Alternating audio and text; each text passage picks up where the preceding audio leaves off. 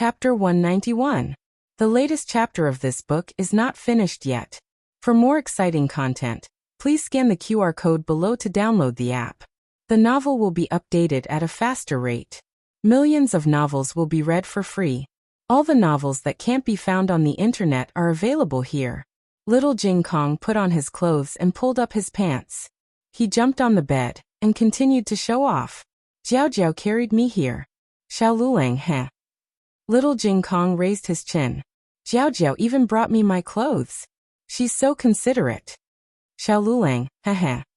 Little Jing Kong got out of bed and started to look for Gu Jiao. Where's Jiao Jiao? She went to the clinic, Xiao Lulang said. Little Jing Kong was disappointed. Oh, he wasn't in a good mood when he didn't see Jiao Jiao in the morning. He glanced at his bad brother-in-law. Jiao Jiao and I slept together. You didn't. He was in a good mood when he showed off. Xiao Lulang swore that if the little monk dared to show off for the third time, he would tell him the truth. Fortunately, little Jing Kong shook his head and went to find someone else to show off. Since Gu Jiao wasn't around, Xiao Lulang made breakfast. The whole family looked at the big black lump in the bowl and collectively lost their appetite. It was rare for the old lady to wake up so early, but this was what you made me eat. Little Jing Kong's little face scrunched up. He wasn't a picky eater, but he didn't eat poison either. Why aren't you eating? Xiao Lulang asked. Everyone's mouth twitched and gave him a sidelong glance. Don't you know why you're not eating? Why don't you take a bite and show us? Xiao Lulang also refused in his heart.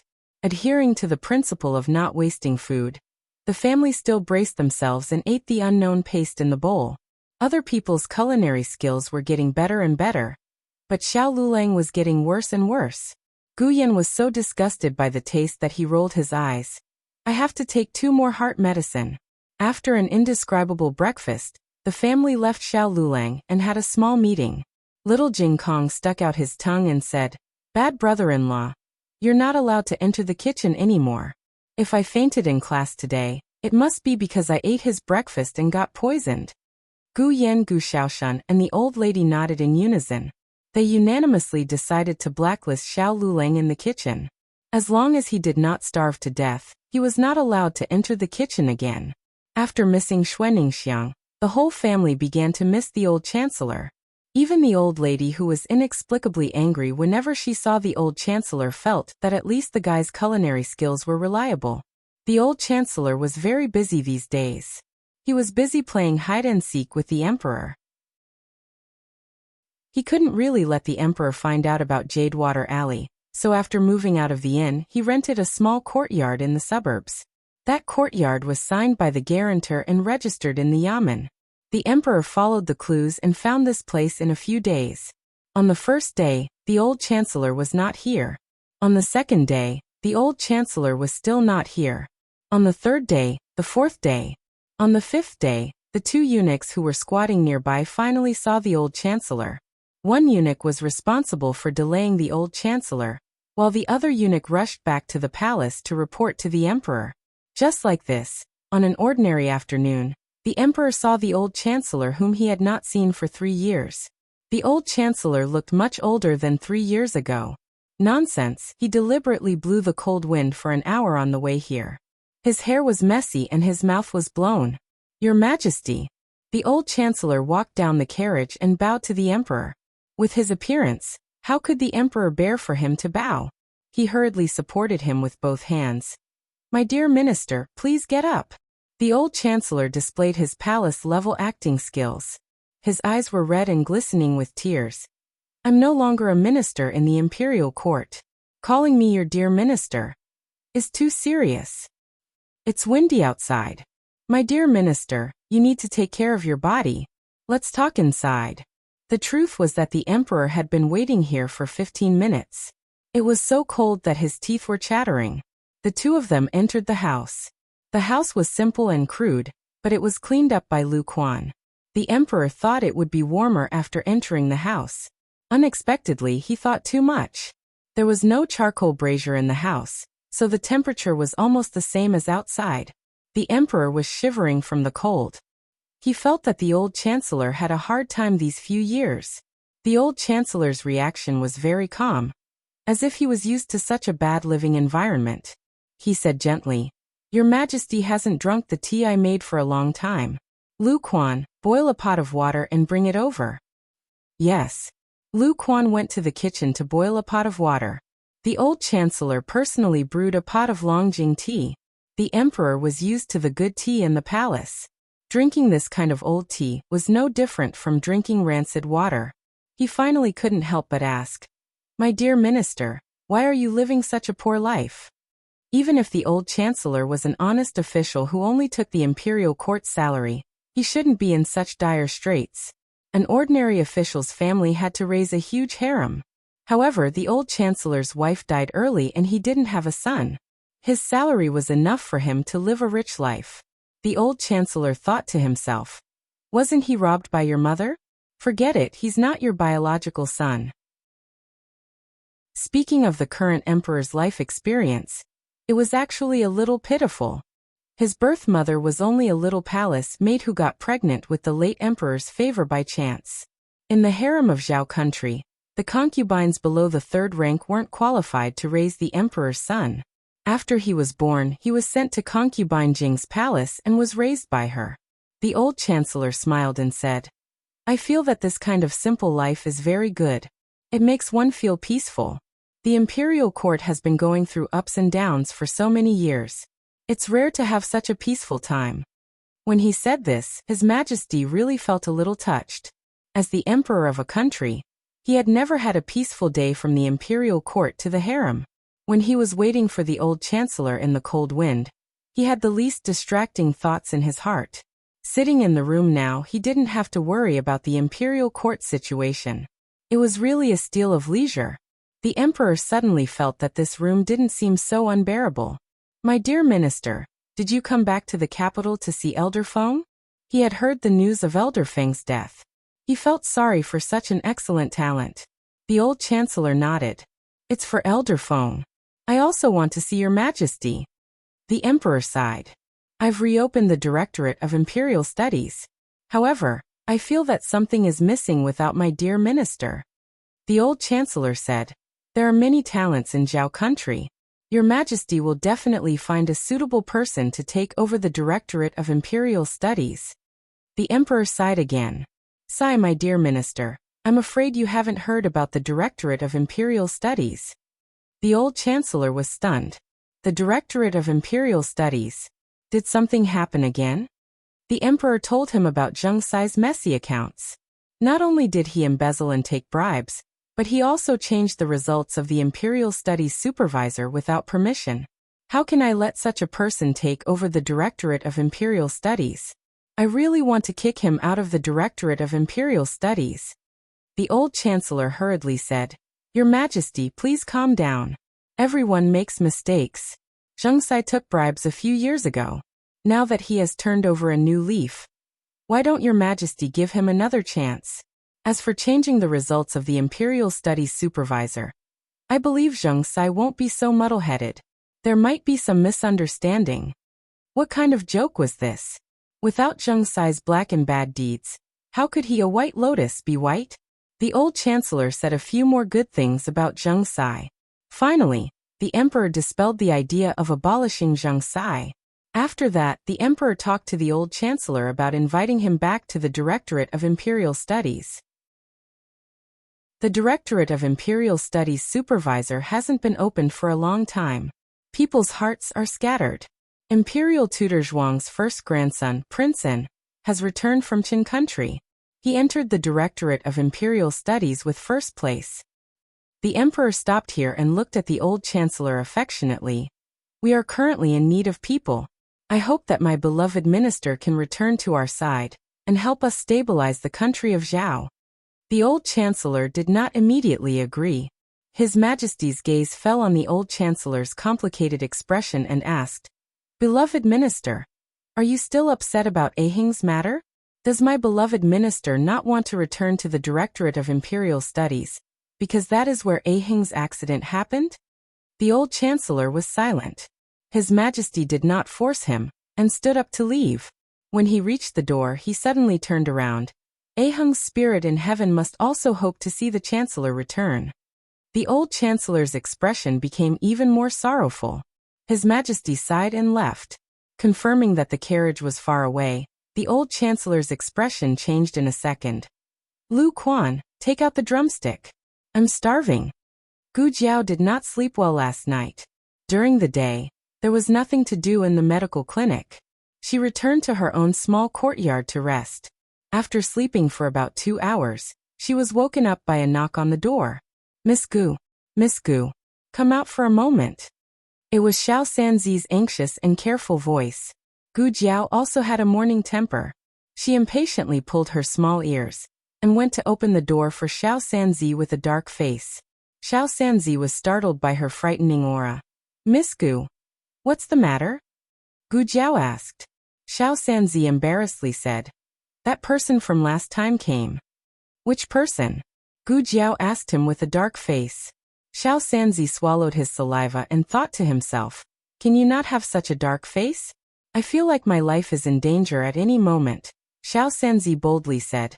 It's that Lu Yisheng. He came to get medicine again. Second boss is not here, so shopkeeper Wang does not dare to get medicine for him. He is thinking of a way to send him away. Gu Jiao remembered. That patient with chronic cholecystitis was quite handsome, and was hard to forget. Gu Jiao nodded. Okay, bring him to my consultation room. Xiao Sanzi giggled. All right. He was a warm-hearted person. Gu Jiao was thirsty, so she went back to her room to drink a few mouthfuls of water before going to the consultation room. The first time Gu Jiao asked him to enter the consultation room, he had rejected her. This time, he agreed without hesitation. He was still wearing the same clothes as last time, but there was an extra patch on the sleeve of his inner shirt. His face was no longer sallow, but more rosy. He looked more handsome than before.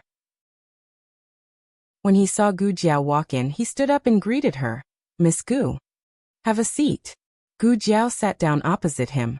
He also sat down. Gu Jiao observed his complexion. How do you feel? Lu Yixing touched his right upper abdomen and said, I feel much better. It doesn't hurt so much here. The first day he took the medicine back, he did not have much hope. It sounded very contradictory.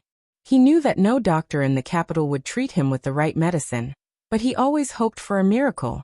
Perhaps he was disappointed too many times, so every time before decocting the medicine, he told himself that the medicine would not be effective this time, as if he would not be disappointed.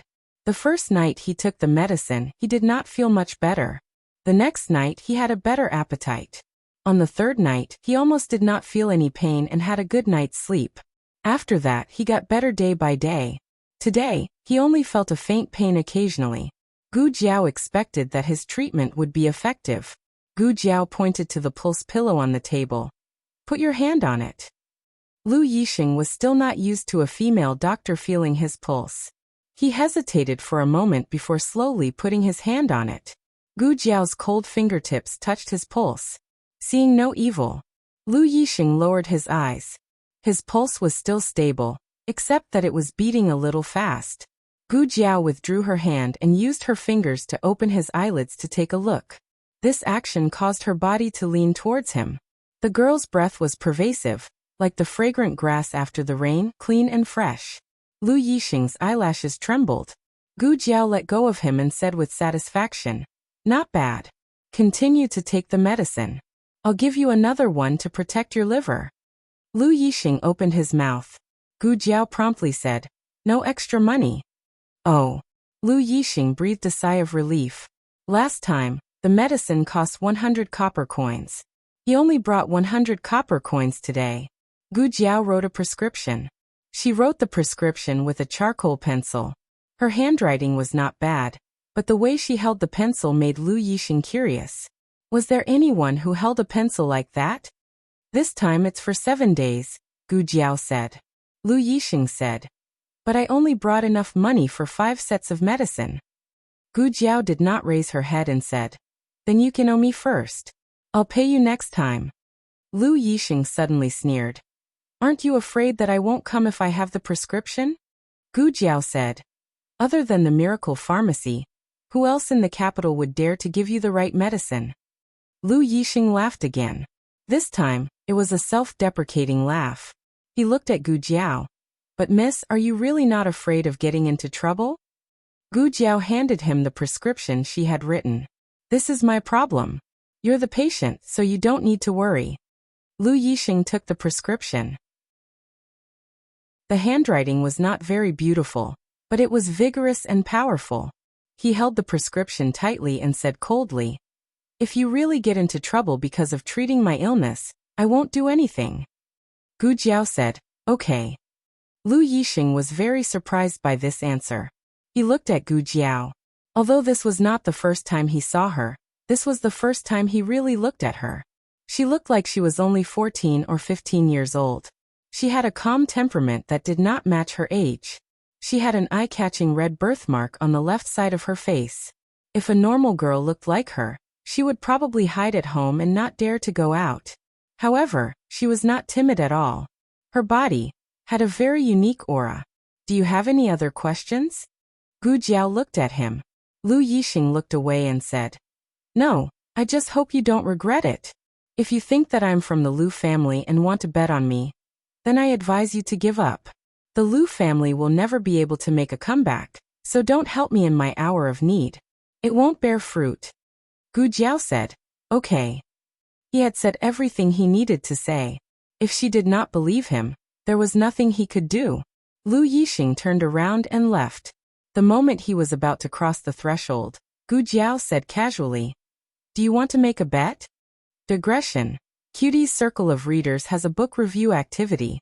If you leave a comment, you will be given a fan title. Everyone can participate enthusiastically. The latest chapter of this book is not finished yet. For more exciting content, please scan the QR code below to download the app. Novels are updated at a faster rate. Millions of novels are free to read. Novels with content that can't be found online are all available here. https://www.zhbqg.com/89642_8964286/113951998. HTML Genius memorized the website address in 1 second. www.zhbqg.com Bikugo mobile reading website. Chapter 192. The latest chapter of this book is not finished yet. For more exciting content, please scan the QR code below to download the app. Novels are updated faster and more frequently. Millions of novels are free to read. Novels with content that can't be found online are all available here. Lu Yixing. What are we betting? Gu Jiao. We're betting that one day I'll call you Lu Xiang. Lu Xiang? Am I that kind of person? Lu Yixing laughed to himself. He lived like a dog and was trampled on by others. It was lucky that he didn't die. His smile disappeared. Also, Zhao country doesn't have a prime minister. Gu Jiao looked at him with her chin in her hands. It was fine if he didn't believe it. Not long after Lu Yixing got the medicine and left, Madame Yao also came to the clinic. Yesterday, in order to interrogate Marquis Gu better, old Madame Gu sent her away. She only heard about Gu Qinglin when she went to greet old Madame Gu in the morning. Concubine Ling loved this youngest son the most. Who would have thought that she would stab Gu Qinglin in the heart? When old Madame Gu heard the news, she fainted. Madame Yao was naturally very surprised, but not too surprised. Concubine Ling had never really treated Gu Chongqing and his brothers as her own sons. Otherwise, she wouldn't have used Gu Qinglin to deal with her.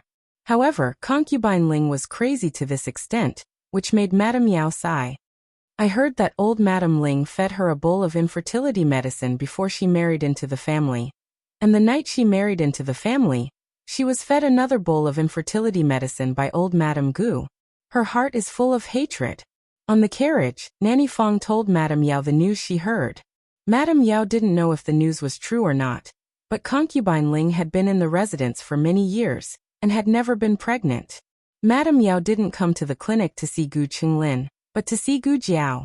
When she heard that Gu Qinglin had an accident in the middle of the night, Gu Chongqing carried him out to find a doctor, and didn't come back until dawn. Gu Jiao's clinic at Miracle Hand Hall, so she knew who the doctor who worked hard to save Gu Qinglin last night was. Madame Yao made chicken soup for Gu Jiao. She had already removed the layer of oil on top. The soup was thick but not greasy, salty, fragrant and smooth. Gu Jiao drank a few mouthfuls in her room in the courtyard. It tasted pretty good. "Madam, drink as well," she said to Yao Shi. "I've already drunk it."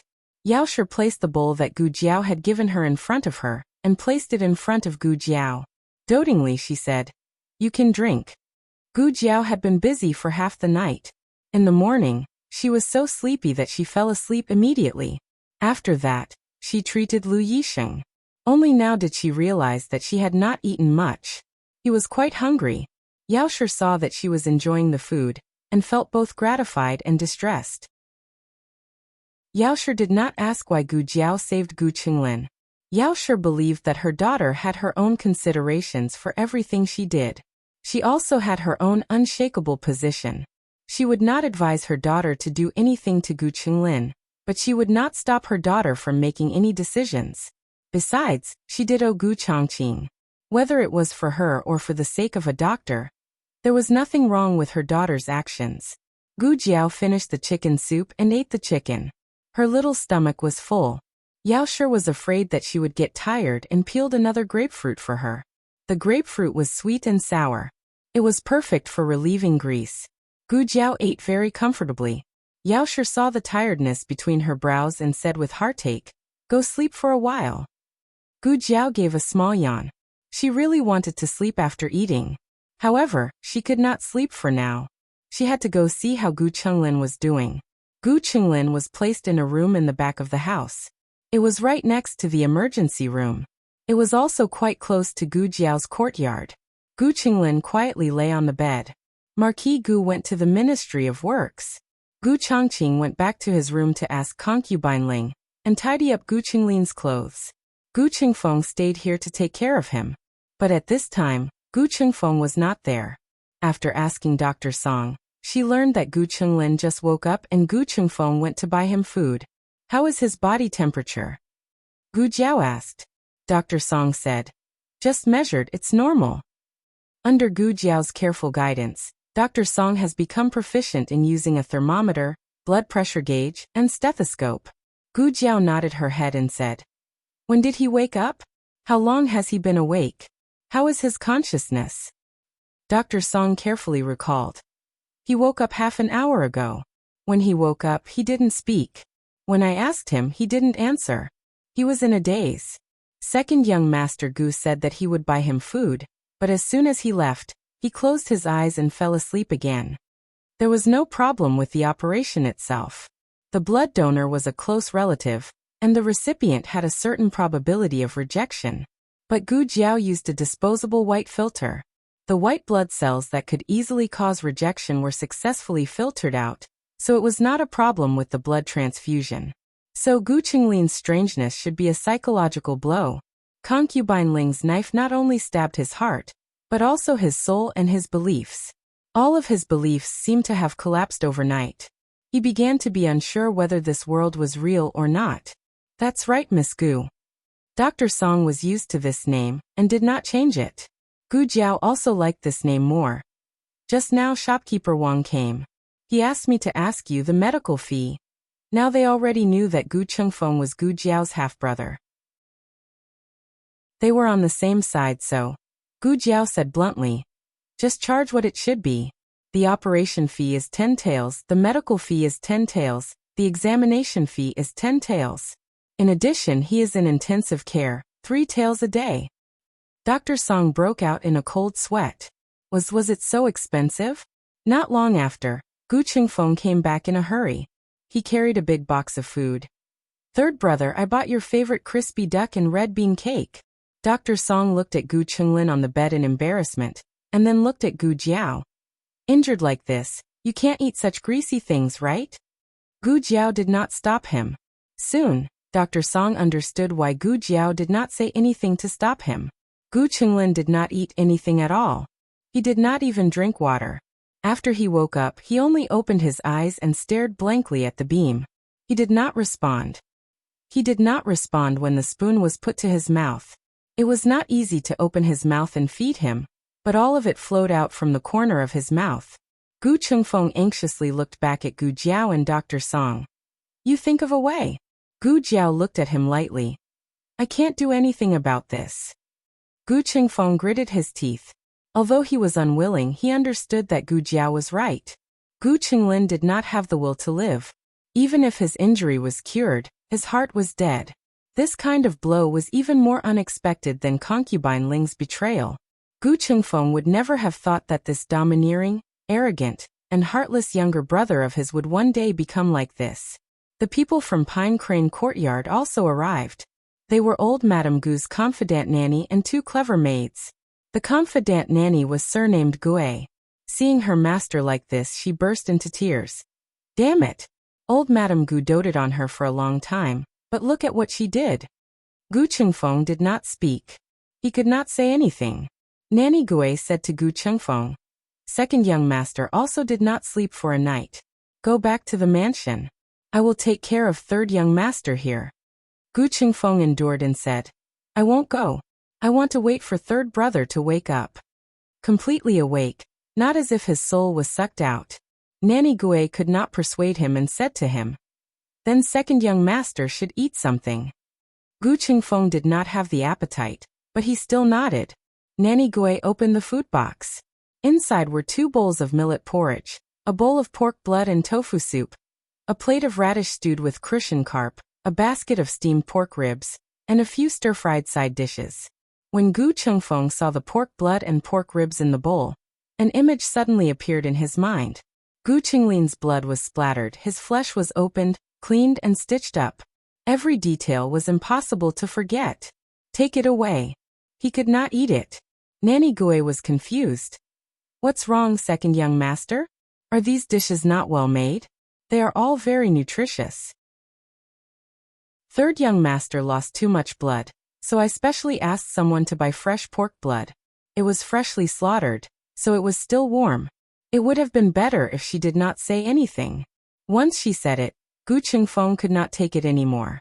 In the end, he could only force himself to drink a bowl of millet porridge, and could not eat anymore. On the other side, Gu Jinyu also heard about Gu Qinglin's injury. The girls' school was just next door, so she went straight to the medical center after school.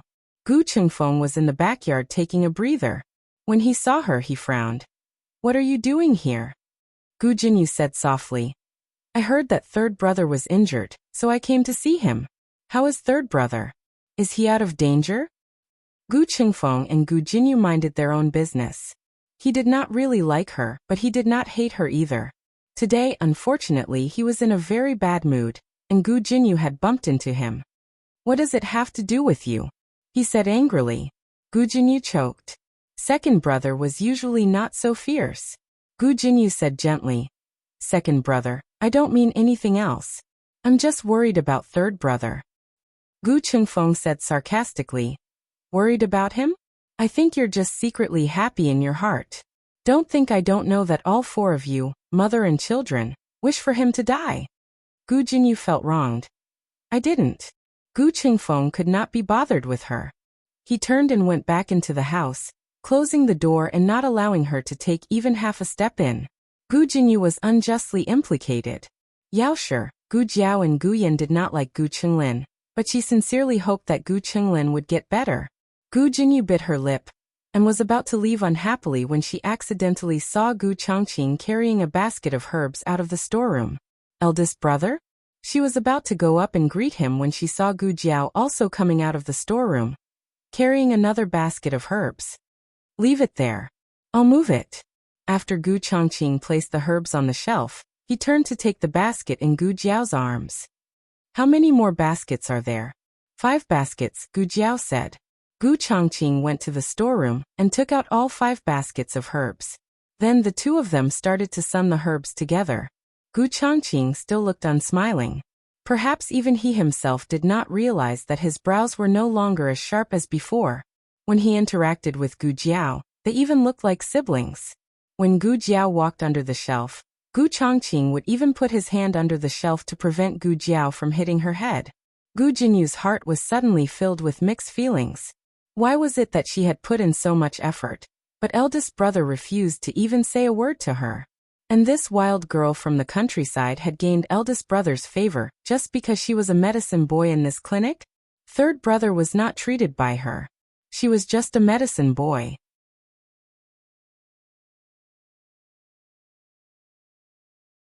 Chapter 193. The latest chapter of this book is not finished yet. For more exciting content, please scan the QR code below to download the app. Novels are updated even faster. Millions of novels are free to read. Novels with content that cannot be found online are all available here. Gu Jinyu saw that her elder brother had given Gu Jiao something, and felt even more upset. She had given her brother so many gifts, but all she got in return was a word of thanks from him. Don't think that she didn't know that her birthday gift every year was prepared by concubine Ling. Her brother didn't even know what he gave her. Although she could not see what was in the box from her angle, how could something that her elder brother had personally chosen be bad? Gu Jinyu did not care about what was in the box. She cared about her elder brother's intentions. She was a girl who grew up in the countryside. She had neither looks nor talent. She even hit people at the slightest provocation. What did her elder brother see in her? Gu Jinyu did not go to meet with Yao Shi. She returned to the Marquis Fu alone, depressed. On the other side, the battle between the Ministry of Works and the Ministry of War finally came to an end. The Ministry of War had won, and the Minister of Works had been scolded badly by the Emperor. The Minister of Works was furious. When he returned to the Yamen, he called Marquis Gu over and questioned him on how he had handled the matter in the past. The Ministry of War said that they had looked for you many times. You used the excuse that you did not believe them? Marquis Gu refuted. There were not many times. At first, he did not explain clearly and only wanted me to rush out such a large batch of weapons within a month. At that time, it was almost the end of the year. The Ministry of Works had many things to do. I really could not rush it. The previous dynasty's weapons manufacturing was not under the jurisdiction of the Ministry of Works. After the start of the current dynasty, the responsibilities of the 6 ministries were redistributed. The Ministry of Works had changed the most.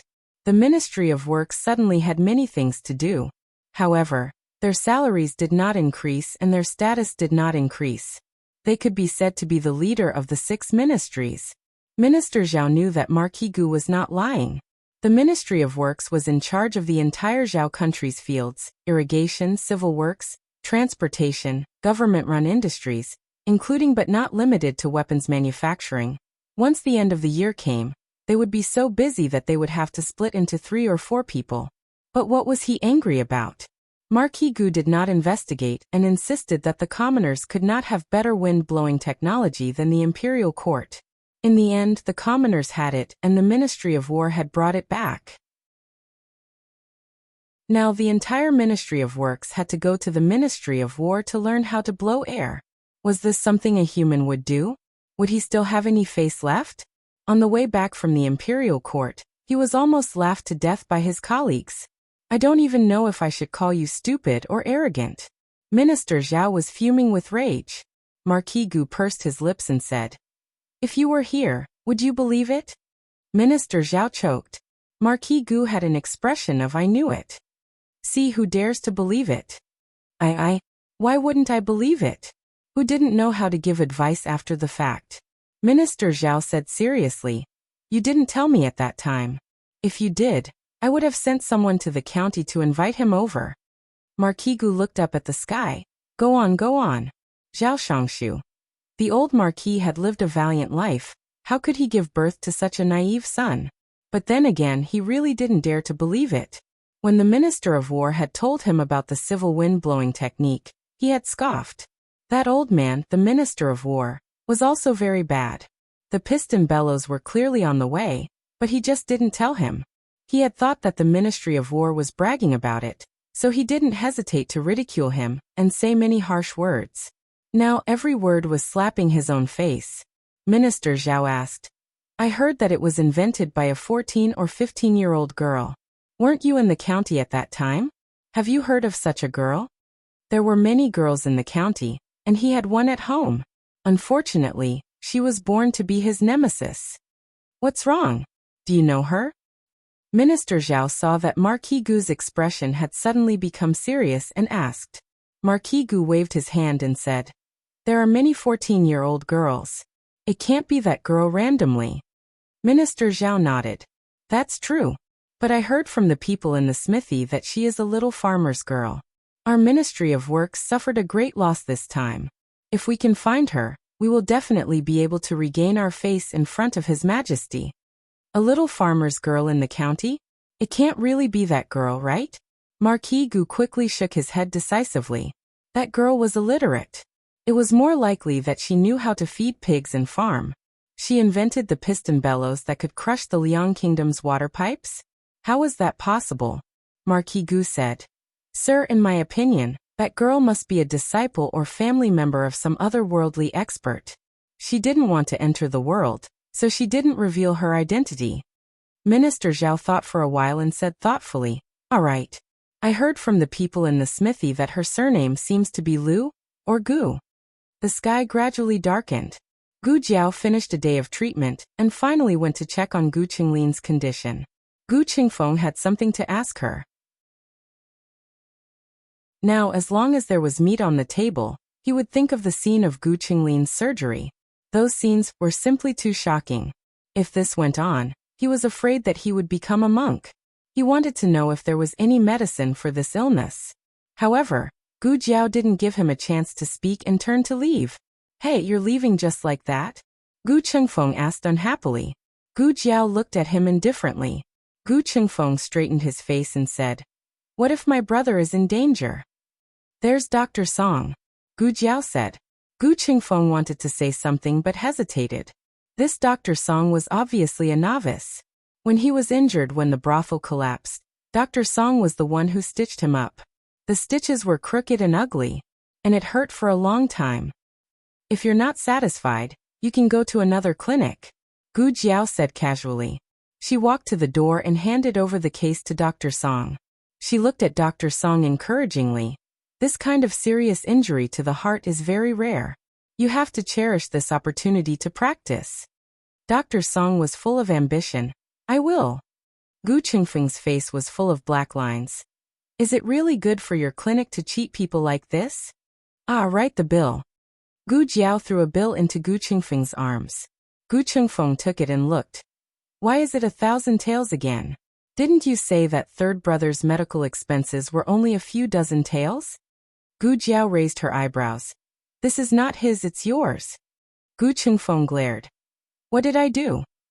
Gu Jiao spread her hands. I also gave you a needle. Gu Qingfeng flew into a rage. Then it's 1,000 taels. And you were sneak attacking me, okay? Sneak attacking me and you still want to extort me? Gu Jiao smiled evilly. Her eyes swept over Gu Qinglin. If you don't pay, you can do as you see fit. Gu Qingfeng. Yao Shi and Gu Changqing had already left. Nurse Gui, who always liked to wipe her tears, was also driven away by Gu Qingfeng. Only a servant who didn't speak much was left. At night, Gu Qingfeng and the servant took care of Gu Qinglin. Gu Jiao carried the small basket back home. Xiao Lulang and the other three all came back from the Imperial College and Qinghe Academy. The courtyard was noisy and full of the smell of home. Gu Jiao didn't sleep the whole night. Xiao Lulang didn't want her to come back and cook, so he went to cook dinner himself. As a result, he was unanimously opposed by the whole family. It was enough to be tortured by him for one day. If he came again, they really wouldn't be able to see the sun tomorrow. Fortunately, the old chancellor was at home today. Old Madam raised the kitchen knife and chased him over. Gu Jiao first put the small basket back in the east room, and then went to the backyard. Jiao Jiao Jiao Jiao. Little Jing Kong ran over and raised his little head to look at Gu Jiao cutely. One day apart feels like 3 years, Jiao Jiao.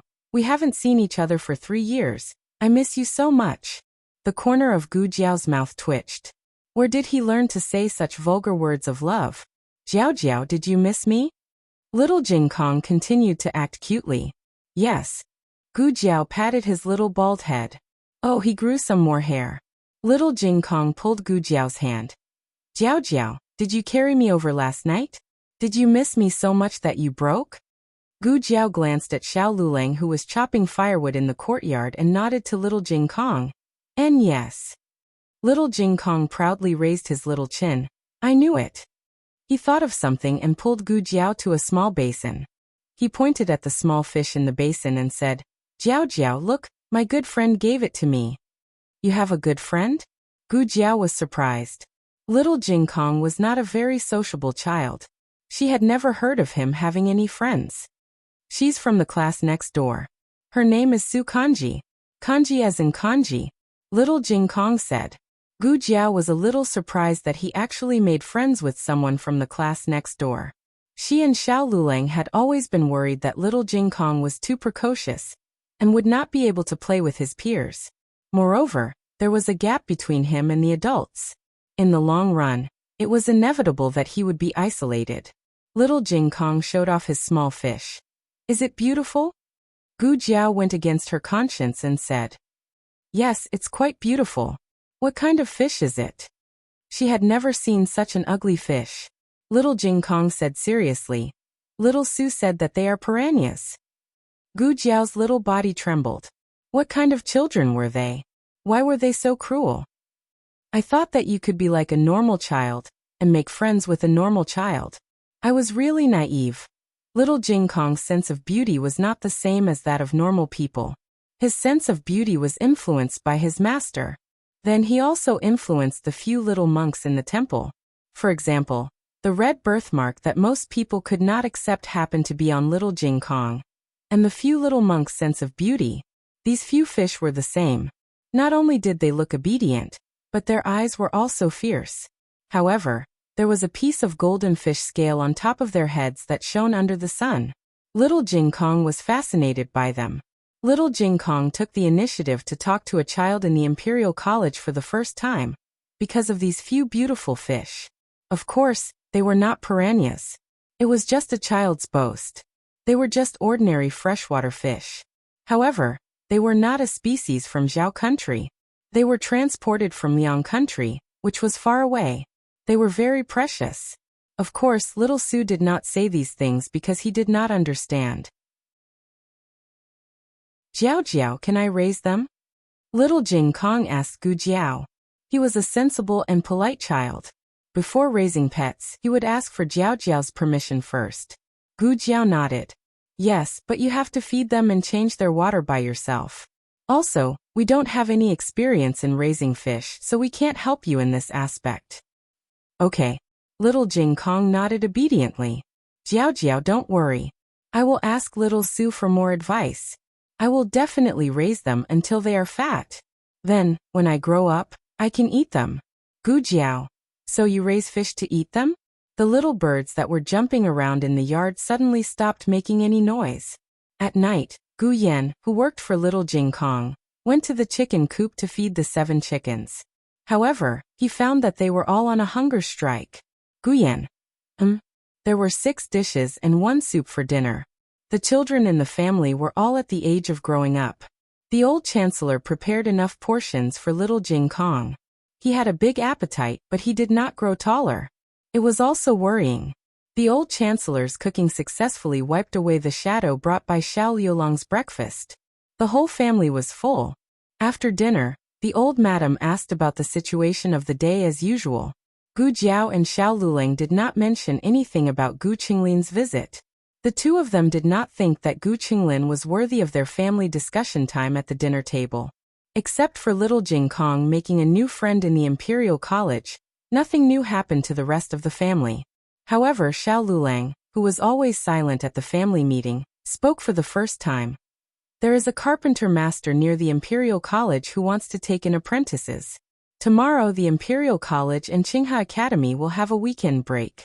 I will take Xiaoshan there." Gu Xiaoshan was obsessed with wood carving. If he could find a reliable master to learn the craftsmanship, it would be a good path. "Then I don't need to study anymore?" Gu Xiaoshan asked excitedly. Gu Jiao and Xiao Lulang said in unison. "Don't even think about it." Gu Xiaoshan. Children from ordinary families did not need to study after they had a craft. However, Xiao Lulang and Gu Jiao were both people who attached great importance to education. Their children could study after school, but they could not drop out of school to learn a craft. "Gu Yan, come with us," Xiao Lulang said. "Why do I have to go?" Gu Yan was confused. Xiao Lulang. You have nothing better to do. Gu Yan. From now on, Gu Yan and Gu Xiaoshan would have to start a hard life of going to school during the day and learning craft at night. Little Jing Kong shook his head proudly. I don't need to learn craft. I can play. Ha ha ha. Xiao Lulang looked at him ruthlessly. From tomorrow onwards, you will have one more foreign language class. Little Jing Kong's face instantly darkened. The latest chapter of this book is not finished yet. For more exciting content, please scan the QR code below to download the app. Novels are updated faster. Millions of novels are free to read. Novels with content that can't be found on the internet can be found here.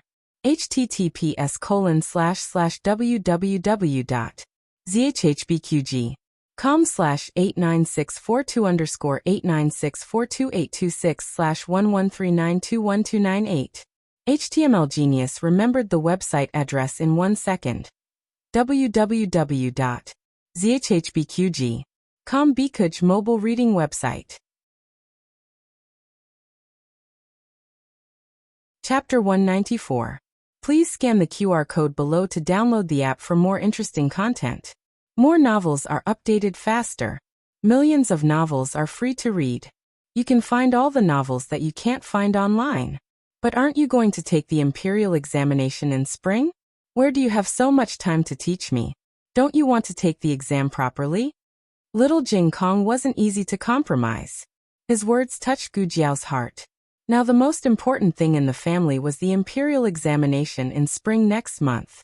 Whether she could become the tribute scholar's wife or not depended on Xiao Liulang's performance. Xiao Lulang, I knew you would say that. Xiao Lulang said seriously. It's not me who will teach you. It's granduncle who will teach you. Granduncle knows how to do it too. Little Jing Kong slumped on the chair soullessly. The next day, Xiao Lulang led Gu Xiaoshan and Gu Yan to become apprentices to a master. The apprenticeship process went smoothly. The master didn't ask for expensive gifts and accepted the two disciples politely. The master's surname was Lu. He was a man with a square face. His real age was almost 50, but he looked less than 40. Gu Xiaoshan scratched his head and asked Gu Yan in a low voice. Gu Yan, have you heard of the master's name before? Gu Yan shook his head. No, I've only heard of Lu Yuan. Who is Lu Yuan? Gu Xiaoshan asked.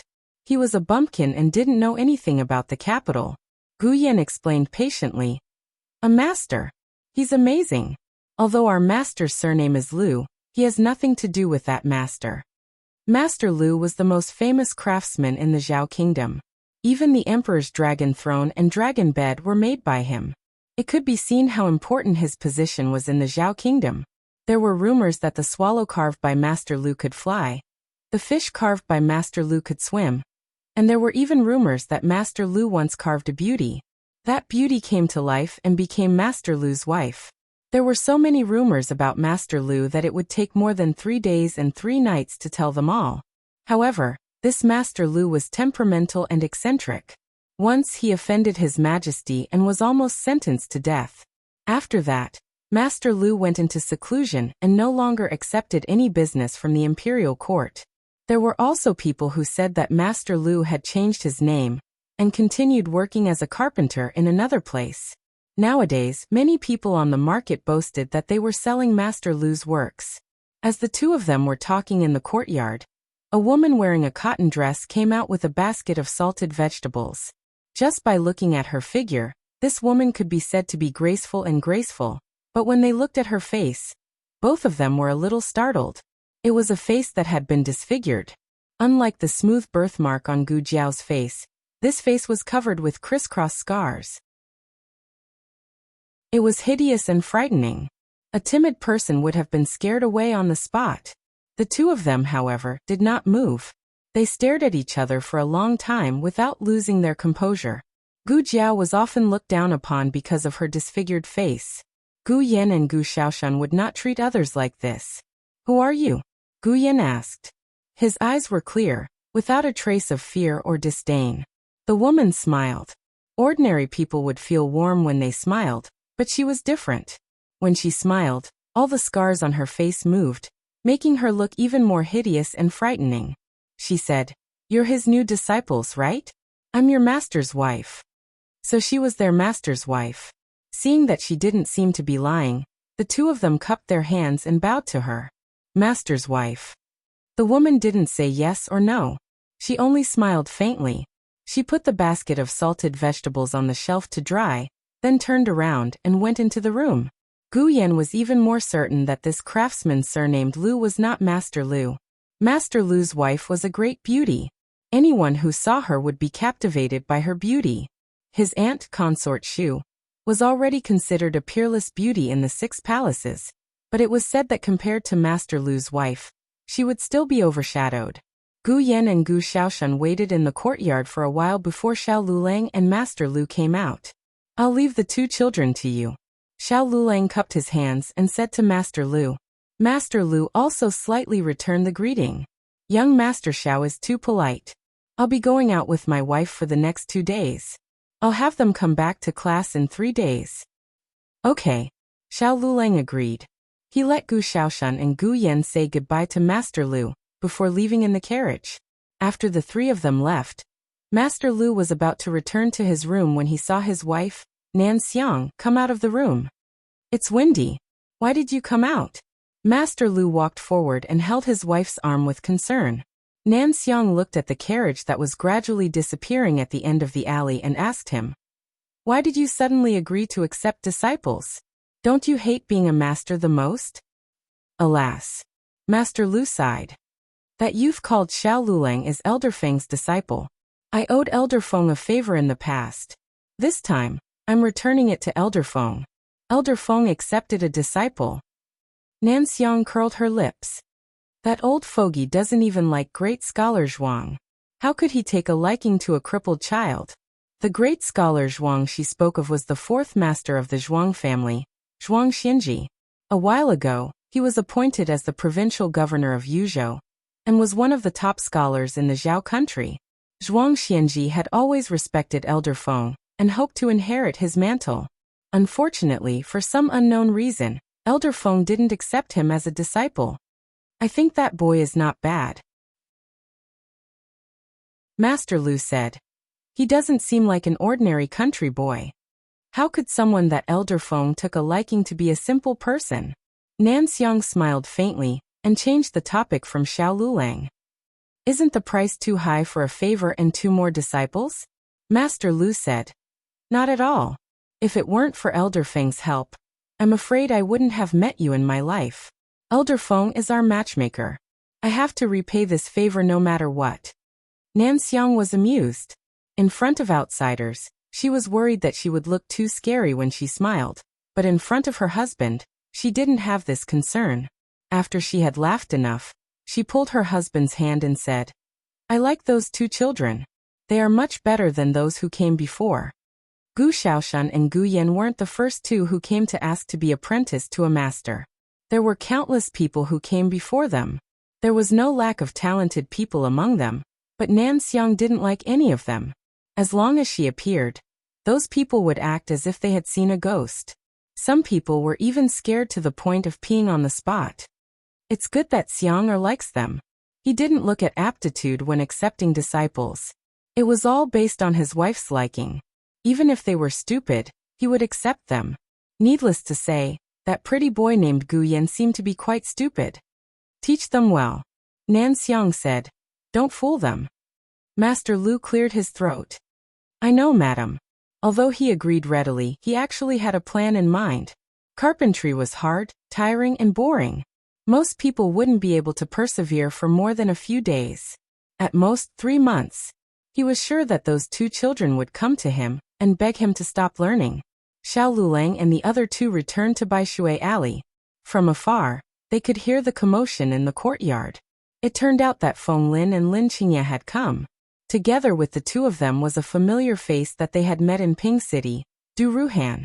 Ever since Du Ruhan returned to the capital, he had been locked up at home to study by his uncle. He hadn't even been let out for the new year.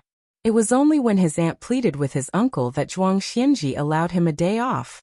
Du Ruhan had long heard that Feng Lin and Xiao Lulang were studying at the Imperial College. He wasn't familiar with Lin Qingye and didn't deliberately ask about him. It was only when he went to the Imperial College to look for Feng Lin that he bumped into him. According to Du Ruhan's intention, since the two of them had finally come to the capital, he would treat them to a hearty meal at the most famous restaurant in the capital, Drunken Immortal Restaurant. At night, they would rent a pleasure boat and go for a lake tour. It was simply too carefree. However, Feng Lin and Lin Qingye were thinking about Xiao Lulang and Jiao Nyang. They missed Jiao Nyang so much that they had to come and see her. Hence, Du Ruhan was dragged over by the two of them. Xiao Lulang didn't have any feelings towards Du Ruhan, but Gu Yan and Gu Xiaoshan were very curious about the guest in the house.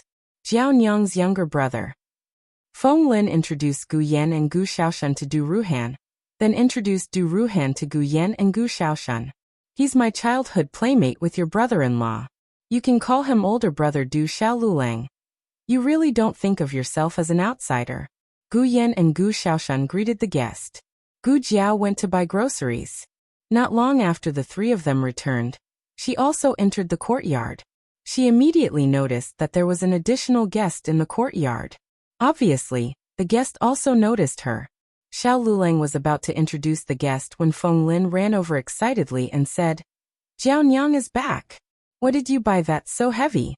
I already said that you don't need to buy so many groceries. Little Cheng, hurry.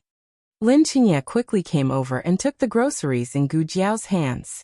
Feng Lin said to Du Ruhan, "This is Jiao Nyang." Then he said to Gu Jiao, "Jiao Nyang, he's Liolong's and my neighbor when we were young. The three of us grew up together. His name is Du Ruhan. You can call him Little Belly. His aunt has married and moved to the capital. Now he can be considered half a citizen of the capital. Next month, he'll be taking the imperial examination with us." Xiao Liolong's eyes were cold. "You talk a lot more when you meet Jiao Jiao. Also, who is the male master of this family?" Du Ruhan and Xiao Lulang were not as close to Feng Lin as they were to Xiao Lulang. Firstly, he had known Feng Lin for a longer time when they were young. Secondly, he always felt that this Xiao Lulang was not the Xiao Lulang from his childhood. In short, they were quite unfamiliar. However, Xiao Liolong's family members were quite easy to get along with, especially Xiao Liolong's great-aunt. The story started when Du Ruhan came to visit. He was a rational person. Even though Feng Lin told him not to be too formal, he still bought some things and brought them over. Among them was a box of sugar-fried chestnuts. Old Madam liked it so much that she called Han Henin over. Old Madam didn't keep the chestnuts at home anymore. It was easy for little Jing Kong to complain, so she kept them at the old chancellor's place. Old Madam felt that this young man was very smart, and decided to bring him along. "Let's play?" Old Madam took out the leaf tiles that Gu Changqing gave her. The new leaf tiles were very comfortable to the touch.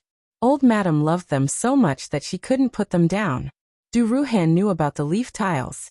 It was just that his uncle didn't allow him to play them at home. Feng Lin didn't know how to play them, but Lin Qingye did. Old Madam called Gu Xiaoshan over. Gu Xiaoshan, Old Madam, Du Ruhan, and Lin Qingye gathered a table of leaf tiles. Du Ruhan was a newbie. Reality proved that not every newbie was as lucky as Gu Changqing. After a round of tiles, Du Ruhan lost so much that he only had his underwear left. Old Madam liked him even more. "Young man, you have a bright future." When it was close to lunch, someone came to the house again. I'll open the door." Little Jing Kong went to open the door. He stuck his little head out of the door and looked at the person who came. "Who are you looking for?" The man said, "I'm looking for Xiao Lulang." "Oh." Little Jing Kong was disappointed. Why didn't he come to find him? He was no longer a child without friends. Little Jing Kong slowly went to the study to call Xiao Lulang. Xiao Lulang went to the door. He looked at the man with a goatee in front of him. The man had a kind and shrewd look. He was well dressed and had good manners. But Xiao Lulang didn't know him. "You are?" The man cupped his hands. "My surname is Wang. Young Master Xiao, you can call me Wang Yun. I've heard a lot about young Master Xiao. I'm here to visit you today. Can we talk inside?" Xiao Lulang looked at him again, and brought him into his study. Little Jing Kong was also in his study doing exercises. Xiao Lulang said to him, "Rest for a while. You can do it later." Little Jing Kong looked at him suspiciously. Why are you so kind all of a sudden? Xiao Lulang said. Jiao Jiao made delicious food. Little Clear Sky disappeared with a whoosh. Wang Yun laughed. Is he young Master Zhao's younger brother? He's so cute. Was he cute? That was just a facade. He was actually a naughty little monk who made people go crazy.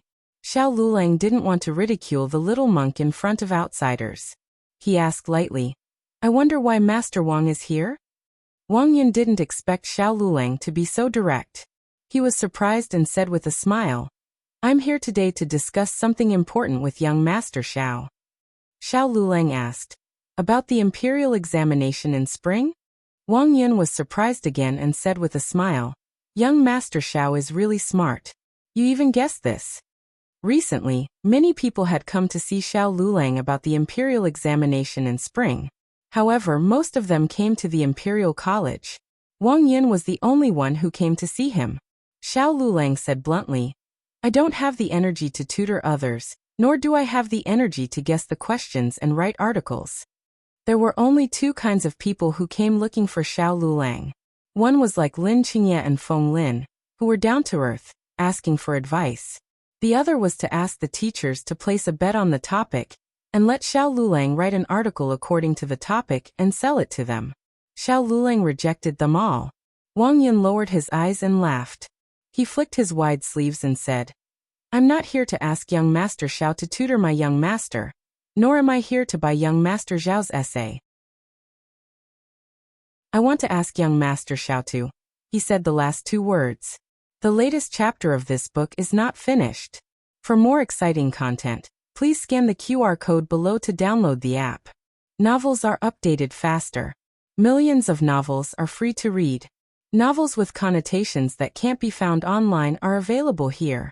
https://www.zhbqg.com/89642_8964286/11391820.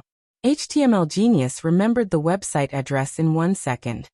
www.zhbqg.com Biku Pavilion mobile reading website.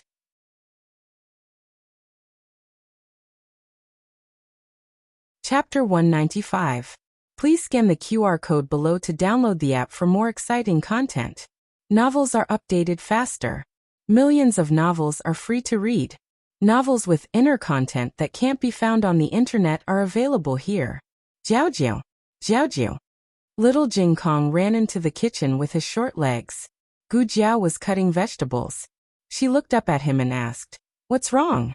Little Jing Kong grabbed his little bald head and asked in confusion, What do you mean by taking the exam? Gu Jiao stopped cutting vegetables. Little Jing Kong said, I just heard the guest who came to our house talking to brother-in-law. He asked brother-in-law to take the exam. Does that mean taking the exam with them? Like taking brother Feng Lin and brother Lin Qingye? Gu Jiao's eyes turned cold. She put the kitchen knife on the chopping board, took off her apron and walked out of the kitchen. In the study room, Xiao Lulang looked at Wang Yun indifferently. Wang Yun smiled and said, Isn't it too abrupt for me to say that? Young Master Xiao might not be able to accept it in a short time, but you will understand after I analyze it with you. I know more or less about young Master Zhao's situation. You came from the county and became a live-in son-in-law of a farmer's family. With such a family background, you can enter the Imperial College as a top scorer. I believe that young Master Xiao has put in a lot of effort in private. I admire young Master Zhao's ability, and I also believe that young Master Xiao can become a tribute scholar. There was usually a but in his words. Sure enough, Wang Yun continued. However, it won't be easy for young Master Xiao to become a grand scholar. The general examination will be conducted by the examiners. They will only look at the exam papers and not the candidates. After becoming a tribute scholar, His Majesty will hold the court examination personally. All the candidates will sit in front of His Majesty, and His Majesty will see their faces. He was talking about their faces, but his gaze fell on Xiao Liulang's legs. The meaning was obvious. How could His Majesty choose a cripple as the official jinshi? There were a total of 3 lists for grand scholars.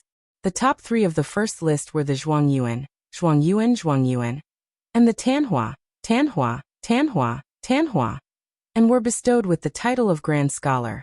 The second list ranged from the fourth to a certain number. They were called the two lists, and were also part of the official Grand Scholar list. They were bestowed with the title of Grand Scholar. The rest were called the three lists. The emphasis on the word same already indicated that he was different from a Grand Scholar.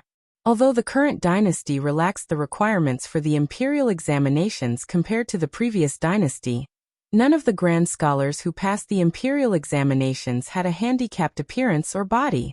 Wasn't that obvious enough? Wang Yun smiled faintly. However, you won't be able to pass the imperial exam. Why don't you help my young master? Xiao Luleng remained unmoved. Wang Yun continued to persuade him. Besides, you're still young. You're only 18 this year. If you really want to take the exam, you can take it 3 years later. If you study for 3 more years, you'll be better at it. That way you'll have a better chance of winning against His Highness, right? It sounded like he was thinking for Xiao Luleng, but after careful analysis, every word was looking down on Xiao Luleng.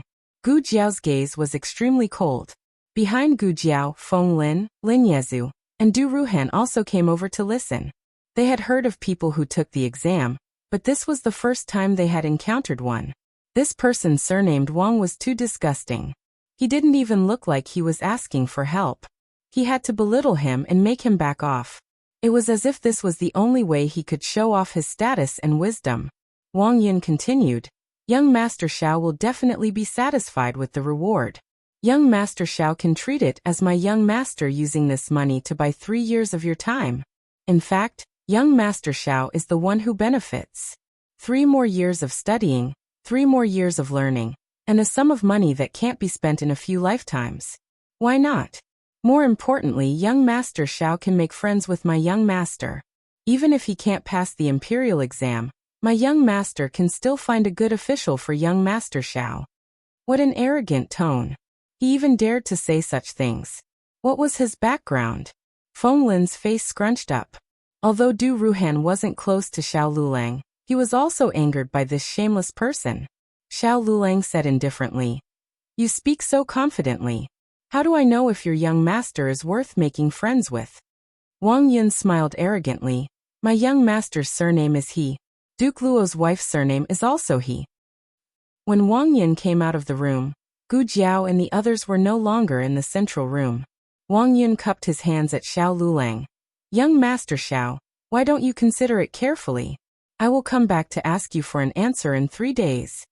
Halfway through the game, half of the mahjong players had run away. The old lady was depressed. In the kitchen, Du Ruhan, Lin Qingye, and Gu Jiao had a small meeting with Feng Lin and Du Ruhan. The few of them sat on the small bench. Du Ruhan said, Duke Luo's residence is the only aristocratic family in the capital that can stand shoulder to shoulder with Marquis Xuanping's residence and the Zhuang family. There was also the Lu family in the past. If this candidate surnamed he is really from Duke Luo's family, then he really has the right to say such big words. With the power of the Duke Luo's residence, it was easy for Xiao Luleng to be a small official in the capital.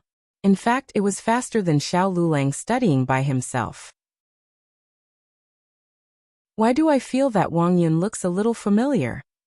Feng Lin rested his chin on his hand and was deep in thought. I think I've seen him somewhere before. Du Ruhan frowned. Now that you mention it, I think so too. He Jinghong, Lin Qingye said.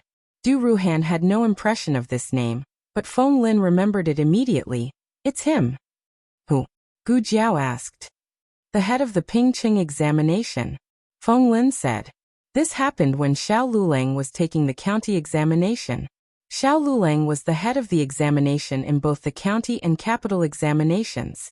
However, he missed the chance to be the head of the examination in the 3rd round of the college examination, because someone had swapped the 8-part essay paper. Feng Lin paid special attention to the head of the examination in that round.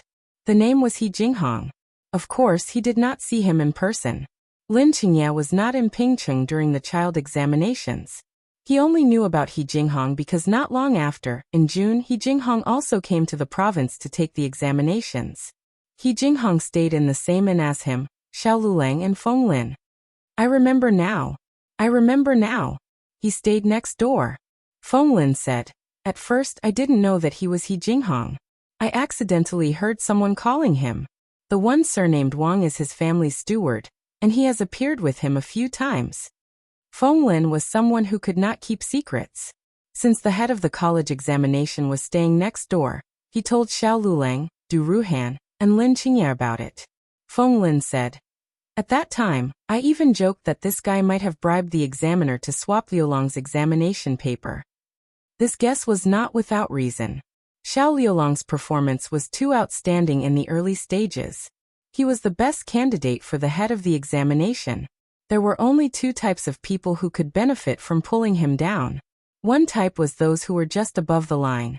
As long as they could pull down someone who was sure to be in the top 50, their chances of passing the county examination would be much higher.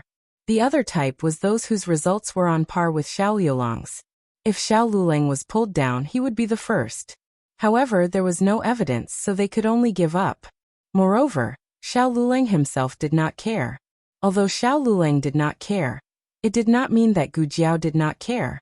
Gu Jiao's eyes flashed dangerously. What did you get in the provincial examination? 11th. Lin Qingye said. He remembered very clearly because he did not think that he would pass the provincial examination. He did not know how many times he had secretly read the examination paper at home. From first to last, he could recite it backwards. Feng Lin's provincial examination score was 17. He was 6 places ahead of Feng Lin. In Yuzhou it might be okay, but in the capital, it was not enough. The capital was filled with top scorers. Who would care about a provincial capital's 11th? He Jinghong did not even pass the Imperial College. It was very likely that he would not pass the Imperial examination. As long as he passed the Imperial examination, the Duke Luo's household would have the power to control him. Although the court examination was hosted by the emperor, it was actually the deepest pool of water. It was true that the emperor hosted the court examination. The emperor could kick out the candidates he did not like on the spot. He could also remember the candidates he liked. However, it was impossible for the emperor to mark all the candidates' examination papers alone. The examination papers were still marked by the court officials. They would pick out a dozen or so outstanding papers. The emperor would look through them one by one or interview them. Then he would choose 3 first-rank grand scholars. At this point, it was the game between the emperor and the court officials. Among the dozen or so candidates, there were bound to be candidates from the major powers. There would also be candidates that the emperor had his eyes on. If the emperor wanted to protect his own people, he had to tolerate the court officials' people. Otherwise, if the court officials ranked the candidates the emperor had his eyes on outside of the top 10, the emperor would not even have the chance to promote them. Even if these people did not squeeze into the first-rank or first-rank lists, they were still official second-rank grand scholars. There was no risk of them becoming third-rank grand scholars. Of course, the court officials could not go overboard.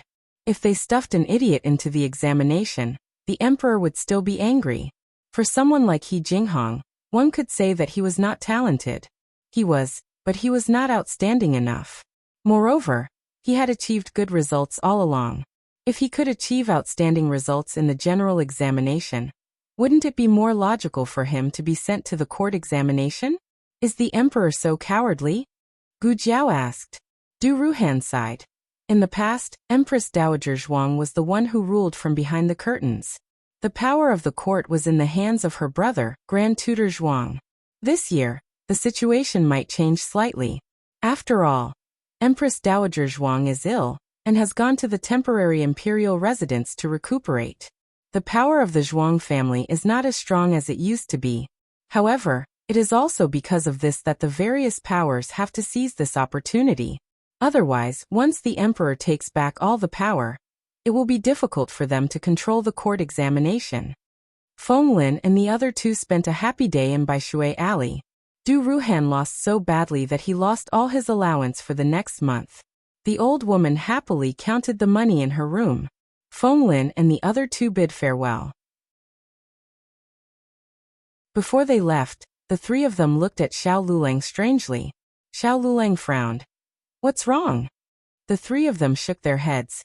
Nothing, nothing. Since Jiao Nyang asked them to pretend that they did not know anything, then they did not know anything. The three of them got on Lin Qingye's carriage and left. He turned around and entered the courtyard, only to find Gu Jiao coming out. "It's so late, are you going out?" he asked. Gu Jiao said, "Oh, I'm going to the medical center." Xiao Lulang and the other three were on vacation. The second boss also gave Gu Jiao a day off, so that she could accompany her family at home. So, according to reason, she didn't need to go to the medical center. And even if she went, she never went empty-handed. She would always bring her own small basket with her small medicine box inside. Xiao Lulang looked at her deeply. Xiao Lulang misunderstood Gu Jiao. She really went to the medical center to see how Gu Qinglin was doing. She already took out Gu Qinglin's medicine and gave it to Dr. Song, so it didn't matter if she didn't bring her medicine box. Gu Jiao swore that she didn't want to find trouble with He Jinghong. She still didn't know where He Jinghong lived. But she didn't know if her luck was too good today. But when she came out of the medical center after seeing Gu Qinglin, she bumped into a group of birds. "Young master, the parrot you wanted is here." A peddler handed a birdcage in front of a noble young master. He removed the cloth covering the birdcage and said, "I spent a lot of money to get this. At first, the other person didn't want to sell it, but I spent a lot of effort to convince her. My aunt likes to raise birds," the noble young master said. The peddler smiled and said, "I'm not bragging, but young master, you can't find a smarter parrot in the capital. The duke's wife will definitely like it." The noble young master was very satisfied. He threw a money bag to the peddler and ordered his attendants to take the birdcage. Then he turned around and walked into the alley. His surname was He, and his aunt was the duke's wife. The characteristics were too obvious. Gu Jiao couldn't ignore it even if she wanted to. "I didn't want to find you. You came to me yourself, right?" Gu Jiao followed him. Young master, he personally brought the birdcage over. As he walked, he thought about his aunt's expression when she was amused by the parrot. His mood was very good. He entered an alley. 7 or 8 attendants followed closely behind him. Originally, they were following him well, but unexpectedly, Shua. One was missing. Shua. Another one was missing. Young master, he turned around to take a look. He faintly felt that something was wrong, but the alley was narrow. After a while, he didn't notice that there were fewer people. Shua, shua, shua. When he turned around again, there was only one attendant left behind him. That attendant's eyes were wide open, and his face was filled with fear. Young master, he was shocked. "What happened to you?" The attendant fell down with a thump. Gu Jiao appeared in front of young master He. She was wearing a narrow-sleeved green robe. Her hair was as black as ink. She used the white jade hairpin Xiao Lulang gave her to tie it into a single bun on her head. Her black hair was like satin, flowing naturally in the cold wind. Her eyes were cold and revealed a trace of disdain. "He Jinghong," she said. Young master, he blocked the birdcage in front of him. "Who are you? How do you know my name?" Gu Jiao said bluntly, "I heard that you cheated in the college entrance exam." Young master, his eyes flashed. "What nonsense are you talking about? I didn't." It seemed like there was. There was no need to talk nonsense. Gu Jiao sized him up and her eyes fell on his legs. She was thinking about whether to break his legs so that he wouldn't be able to crawl to the exam venue, or break his arms to take revenge for Xiao Liulong's college entrance exam. In the end, He Jinghong hugged the birdcage and ran away without saying anything. Gu Jiao didn't even bat an eyelid. She jumped up and stepped on the wall, jumping over his head. She turned around and gave a roundhouse kick, causing him to flip in the air and fall to the hard ground with a thump. The birdcage also fell to the ground and broke. The parrot that he spent a lot of money on flew away. Young master, he was a pampered aristocrat. When had he ever fallen like this? He felt as if his brain was about to scatter, and his internal organs were about to shift. Gu Jiao walked over calmly and looked down at him. She coldly grabbed his collar and lifted him up like she was picking up a little chick. But she suddenly felt that something was wrong. A black shadow fell by her feet. She followed the shadow and turned her head to look. Xiao Lulang had come to the alley and was standing at the entrance, looking at her without blinking, and He Jinghong in her hands. Gu Jiao's eyes rolled. She blinked and said innocently, "He fell. I helped him up." She paused and said with a serious face, "I don't fight." Xiao Lulang. He Jinghong. You go back first. Xiao Lulang said to Gu Jiao. Oh. Gu Jiao gently let go of He Jinghong. She was especially gentle. Be careful, don't hit your head. He Jinghong was trembling all over. Gu Jiao left obediently. Xiao Lulang calmly reached out his hand to He Jinghong. He Jinghong looked at him in shock. He had been frightened by Gu Jiao just now. Now that he had calmed down, he remembered who Gu Jiao was. He and Xiao Lulang were both in the Imperial College. He paid close attention to Xiao Liulang's every move. Naturally, he had seen Gu Jiao, who always came to the Imperial College to pick him up after school. He Jinghong suddenly felt less afraid. A poor boy who didn't even dare to make a big fuss when someone else changed his exam papers. How dare he be so arrogant in front of him? Because of his disdain for Xiao Lulang, his disdain for Gu Jiao grew as well. He Jinghong grabbed Xiao Liulang's hand and stood up. He supported himself against the wall with one hand and covered his aching chest with the other. He said to Xiao Lulang fiercely, "I'll remember this." That woman dared to treat him like this and let go of his expensive parrot. He wouldn't let her have it easy. Looking at He Jinghong's back, Xiao Lulang said calmly, "Don't you want me to take the exam for you?" He Jinghong stopped in his tracks. Xiao Lulang looked at him calmly. "I'll take the exam for you and we'll forget about what happened today." He Jinghong turned to look at Xiao Lulang and narrowed his eyes suspiciously. "Is that woman that important to you?" Xiao Lulang. "I have another condition." He Jinghong speak. Xiao Lulang said, "You have to pay me the remuneration that Steward Wang promised me earlier." He Jinghong said mockingly, "Ha, you hit me and you still want a remuneration?" Xiao Lulang looked at him coldly. "If I hadn't hit you, I wouldn't have agreed at all." He Jinghong's eyes flashed and he carefully calculated in his mind. He had started to pay attention to Xiao Liulang's eight-legged essay ever since he saw the other in Ping City. From the provincial examination to the Imperial College, Xiao Liulang's performance had been impeccable. If Xiao Lulang could really take the exam for him, then he wouldn't have to worry about his exam results. Other than Royal Princeton, no one else could be better than Xiao Lulang. "All right, I agree." He Jinghong raised his chin and said, "Words are not proof." Xiao Lulang looked at a study not far away. "You have to write a written pledge that as long as I take the tribute exam for you, you won't cause trouble for me and my family." He Jinghong frowned. "You don't trust me?" Xiao Lulang said honestly, "That's right." "You." He Jinghong choked. But to be honest, he did have the intention to settle accounts later. When Xiao Lulang took the exam for him, he would think of a way to deal with the two of them.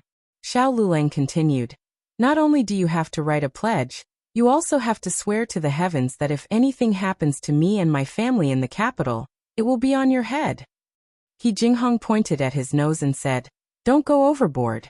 If you go out and bump into something, will it be on my head as well?" Xiao Lulang made a sound of acknowledgement. "That's right, it will be on your head. So do you agree or not?" He Jinghong's teeth hurt. Only an idiot would agree. But the temptation of the tribute exam was too great. His aunt said that as long as he could pass the tribute exam, his uncle would have a way to make him a first or second ranking scholar. The Luo family only had one spot. His aunt told him to work hard and not lose to the other relatives. He Jinghong steeled his heart. Okay. No matter what, he had to agree first. Xiao Lulang and He Jinghong went to the study and asked for a quiet room. Xiao Lulang read and he wrote. The general content was that Xiao Lulang agreed to take the exam for him. The specific method was to write down the other person's name on the exam. Xiao Lulang promised to get him into the top 3, and he promised to pay Xiao Lulang 5,000 taels of silver as a reward. You can't kill the donkey after it has outlived its usefulness and cause trouble for me and my family. You can't take the reward back. You can't find someone to steal it back. You can't rob it back. He Jinghong. Finally, a contract was written and He Jinghong signed it. Xiao Lulang also signed it. He Jinghong said coldly, "What if I can't get into the top 3? Xiao Lulang interrupted him. "I'll refund you half of the reward. If I can't get into the tribute exam, I'll refund you all. He Jinghong snorted coldly. That's more like it. There were 2 copies, one for each side. He Jinghong paid half of the deposit first.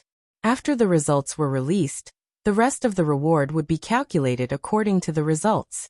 After putting away the document, He Jinghong stood up and patted Xiao Liulang's shoulder with satisfaction. Do well, and don't let me down. Xiao Lulang curled his lips. Don't worry. Xiao Lulang rarely smiled, but when he did, it was mesmerizing. Even a man like He Jinghong was stunned. He quickly came back to his senses and cleared his throat uncomfortably. He turned around and left. Xiao Lulang looked at the document in his hand, and his smile gradually turned cold. He turned around and went to the capital office. With a piece of paper, he reported He Jinghong to the court. Before He Jinghong could return to the Duke's public house, he was arrested by the officials of the capital office. He Jinghong was stunned. What was going on? Yes, it's him. He forced me to write a contract and asked me to take the exam for him. He even threatened me and said that if I didn't agree, he would make my family suffer. In the court, Xiao Lulang said with a pained expression. Xiao Lulang had the title of a high scholar, so he didn't need to kneel. He Jinghong didn't need to kneel either, but he was too agitated. The officials forced him to kneel on the ground in a fit of anger. He Jinghong was going crazy. How could he lie through his teeth like that? Who was the one who forced him to write a contract? Xiao Lulang sighed. He said that his aunt is the famous duke's wife. I can't win against him. If I don't want to die, I should do as he says. Otherwise, he will kick me out of the Imperial College tomorrow. He Jinghong fumed. I didn't say that. Lord, don't listen to his nonsense. He was the one who made me write a contract. He was also the one who volunteered to take the exam for me. He set a trap for me. Xiao Lulang said. I have no grudge against you. Why would I set a trap for you? He Jinghong said angrily. Because your wife beat me. You were afraid that I would take revenge on her. So you agreed to take the exam for me. As soon as he said agreed, He Jinghong realized that he had said the wrong thing. Xiao Lulang said with a pained expression. Lord, this has nothing to do with my wife. My wife has never seen him. I don't know who he offended. He actually dared to throw dirty water on my wife's head, and used this to threaten me. The capital governor had seen a lot of scams like this. He called He Jinghong's servants over. In the end, no one knew that they had seen Gu Jiao. He Jinghong was a scammer. The capital governor asked, Do you have any other witnesses? No. Yes. The 2 of them said in unison. The capital governor looked at the 2 of them and frowned. Xiao Lulang, you said there are witnesses. Where is the witness? Xiao Lulang said. In Lord Zhuang's residence. The capital governor's heart skipped a beat. Which Lord Zhuang? Xiao Lulang said seriously. 4th son of Grand Tutor Zhuang, Zhuang Xianji. Damn, the Zhuang family was involved. The capital governor broke out in cold sweat. He had to take this case seriously. Who is the witness you are talking about? Lord Zhuang's nephew Du Ruhan. Xiao Lulang decisively sold Du Ruhan out. Fenglin and Lin Qingye only knew that Du Ruhan had an uncle in the capital, but they didn't know who his uncle was. Xiao Lulang knew because he saw Du Ruhan and Zhuang Xianji enter the governor's residence together. Du Ruhan even called Zhuang Xianji his uncle. Zhuang Xianji was the son of Grand Tutor Zhuang. The father and son had different political views, so Zhuang Xianji left the residence. Zhuang Xianji wasn't in the residence, so Du Ruhan came alone. The capital governor said seriously. Top scorer Xiao said that high scholar he threatened top scorer Xiao and asked him to take the exam for him. He also said that you are the witness. Is this true? Du Ruhan glanced at Xiao Lulang. This kid hid it well. He had already found out that they were eavesdropping on him. Yes. Du Ruhan told him about how Wang Yun had threatened Xiao Lulang. He Jinghong's face turned pale. You are lying. Du Ruhan rolled his eyes. Whether I am lying or not, won't Lord Zhuang check? Who are you to say such things? He looked at the capital governor. If Lord Zhuang doesn't believe me, you can send someone to ask around. Many of the neighbors have seen his servant coming. The capital governor really did send someone to ask around. The result was that Wang Yun had indeed been to Xiao Liulang's house. He Jinghong refuted, Lord Zhuang. Don't believe his side of the story. Why would he be at Xiao Liulang's house? They clearly know each other. They are in cahoots. Xiao Liulang sighed helplessly. If they know each other, then they are in cahoots. Young master, he even knows the Duke. Could it be that young master He's actions were instructed by the Duke? This accusation was false. The capital magistrate almost fell off his chair. Yi Jinghong also choked. He felt that Xiao Liulang was twisting words and forcing logic, but he had no way to refute it. There were witnesses and evidence. Yi Jinghong could not escape the crime of cheating in the spring examinations. Cheating in the imperial examinations was a serious crime, especially when it was used to extort and coerce others. The crime was especially serious. Yi Jinghong could forget about stepping into the examination hall for the rest of his life. Since he could not take the imperial examinations, he could only be abandoned by the Duke Luo's household. The Duke would not ruin his own reputation for an abandoned son.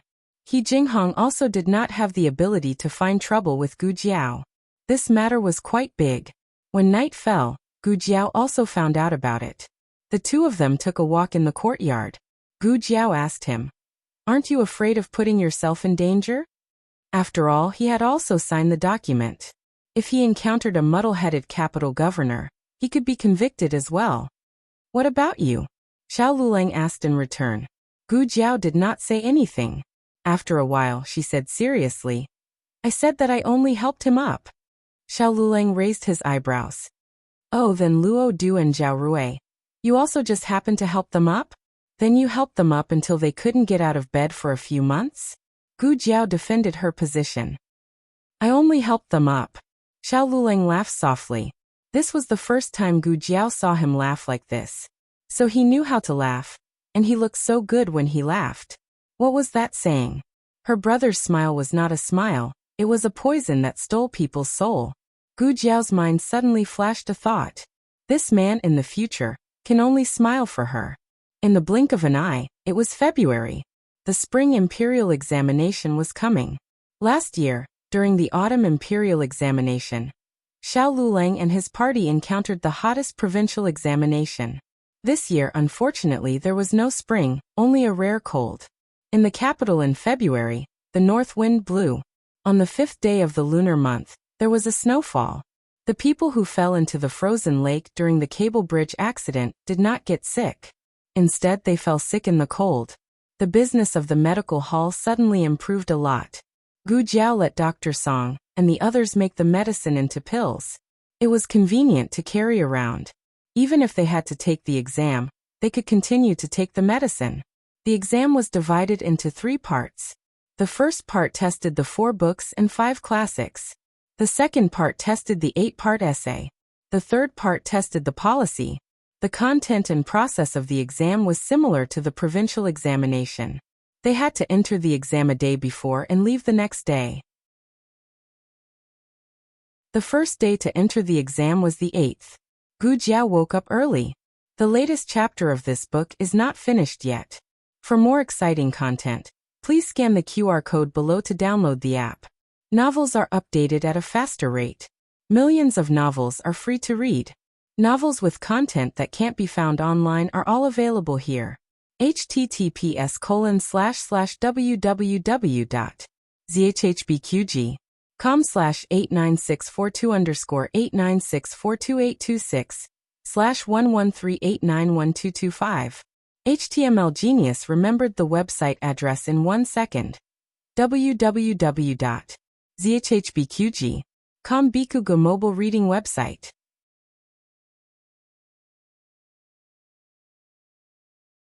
Chapter 196. The latest chapter of this book is not finished yet. For more exciting content, please scan the QR code below to download the app. The novel will be updated more quickly. Millions of novels will be read for free. Novels with content that can't be found on the internet can be found here. It snowed at night. When she woke up in the morning, there was a layer of ice on the ground, and it was slippery. Gu Jiao was already prepared. She spread the sand that she had collected a few days ago on the ground of the corridor and courtyard. She opened the courtyard door and wanted to spread the sand in the alley. However, she saw that everything in the alley was already paved. There was ash and straw mats. Gu Jiao was wondering what was going on when a neighbor opened the courtyard door not far away. A head popped out from inside and smiled at Gu Jiao. Luling is going to take the exam, right? Aunt Lu. Gu Jiao greeted. She was one of the old lady's mahjong friends, and had come to the house a few times. Gu Jiao understood that the road was paved by the neighbors. The materials used by each house were different, so the road was colorful. She always thought that their family was isolated, but the old lady had integrated their family into the alley. Gu Jiao thanked her. After that, a few more neighbors opened their doors and said auspicious words like wishing Xiao Lulang a high school student. Gu Jiao thanked them one by one. Her gratitude came from the bottom of her heart. They weren't Xiao Liulang's family and had no obligation to do this for Xiao Lulang. Their kindness wasn't due to duty, but due to friendship. Of course, it was also thanks to her grandaunt.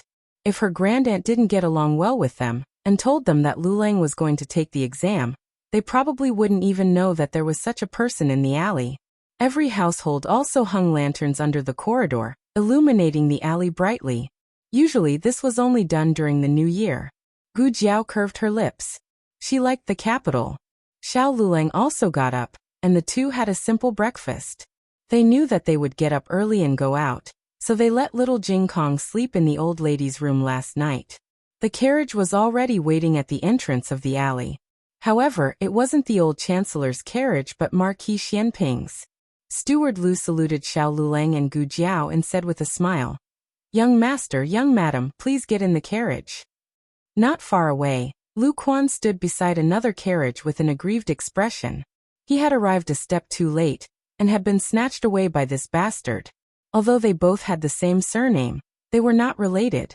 The iron hooves and wheels of the Marquis of Shuangping's Fu had anti-skid treatment, according to the standards of war. They could charge and break through enemy lines in a world of ice and snow.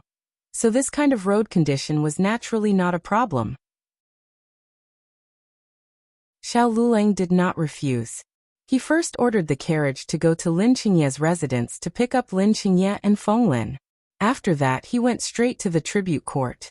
Countless carriages and horses skidded on the road, but the carriage of the Marquis of Shuangping's estate rode like it was on flat ground, arriving at its destination without being affected in the slightest. They were the first batch to arrive. The rest of the examinees were probably delayed by the road conditions. Gu Jiao lowered the curtain and said, "Fortunately, we're only entering today." Xiao Lulang nodded his head. Gu Jiao had inspected him once before leaving. Now she took out his bag and inspected it a second time. Xiao Lulang had to spend 3 days and 2 nights inside. He was not allowed to bring along silver charcoal or hand stoves. Gu Jiao could only put some thought into his clothing and food. Gu Jiao prepared a jar of dried chili for the 3 of them. If it was really cold, they could chew on some dried chili. After all, the room was so small that they could not get up and run around. There was no need to guard against mosquitoes in the winter, but they had to guard against the cold. Gu Jiao also packed cold medicine for the 3 of them, the kind that would not cause them to doze off. There was also frostbite cream. The seats for the examination were not assigned according to results. They were drawn on the spot. The 3 of them saw that it was about time, and went down together to draw lots. The tribute court in the capital was much larger than the local tribute court. There were a total of 4 examination rooms in the north, south, east, and west. The 3 of them had drawn 3 examination rooms. Xiao Lulang was in the 5th examination room in the east examination room. The examination room was the same size as the local examination room, but the walls were a bit cleaner. There were still 2 wooden boards in the examination room. One was used as a table and the other as a bench. When sleeping, the 2 boards were put together to form a bed. The bedding was provided by the tribute court. After all, it was a cold day. It would not be good for the examinees to catch a cold. This examination was supervised by the Ministry of Rights and graded by the Hanlin Academy. As early as yesterday, the Hanlin Academy graders had already entered the inner hall of the tribute court. Just like the provincial examination, they could not leave until all the examination papers were finished. Not long after Xiao Lulang and the other 2 entered the tribute court, other examinees arrived one after another. Du Ruohan was not slow either. He was the 20th person. Gu Jiao also gave him a small medicine bag. Du Ruohan politely thanked her, but did not take it seriously. What kind of joke was this? He was in such good health, how could he get sick? After giving the medicine bag to Du Ruohan, Gu Jiao did not need to stay any longer. Let's go, Gu Jiao said. Steward Lu asked from the outer seat. Where does young madam want to go? The medical center, Gu Jiao said. Half a month had passed, but that brat Gu Qinglin still had not been discharged. Gu Jiao planned to drive him away. Steward Lu's attitude towards Gu Jiao had greatly changed. Gu Jiao did not ask why, but from Xiao Liulong's attitude, it was not hard to guess that this illegitimate child had already met with Marquis Xianping. Moreover, Marquis Xianping's attitude towards him was not too disrespectful. Otherwise, Steward Lu would not have changed his attitude so quickly. At this time, they were not in a hurry. The carriage slowly moved along the main street. Gu Jiao curiously admired the scenery along the way. She had never been to this area before, so it was quite fresh. Just as she was enjoying the scenery, Steward Lu suddenly smiled and said, Young madam, how did you and the young master meet? Gu Jiao said, Your Marquis Xianping's residence is so powerful. Don't you know how to check it yourself? Of course we did. Didn't we need to verify it with you? Steward Lu had already figured out the reason for his master's loss of composure. This illegitimate child Xiao Lulang actually looked very similar to the young Marquis who had passed away. Their ages also matched.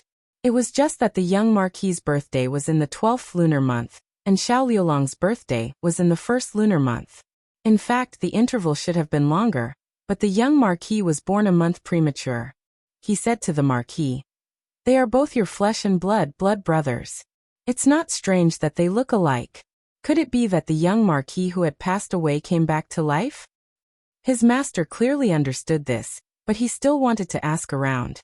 Steward Lu smiled and said, Young madam, when you saw the young master, did he have a mole under his right eye? No, Gu Jiao said. Steward Lu said, You don't have to answer so quickly. Think carefully. Gu Jiao said, I see him 180 times a day. Do I still need to think about whether or not he has a mole on his face?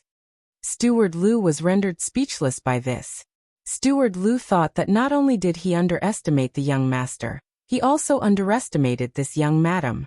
She didn't have any of the poor temperament of a poor child. She wasn't easy to handle and wasn't easy to fool. It was true that if they weren't of the same family, they wouldn't enter the same house.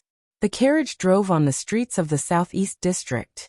Because of the exam, several main streets were closed and only examinees were allowed to pass.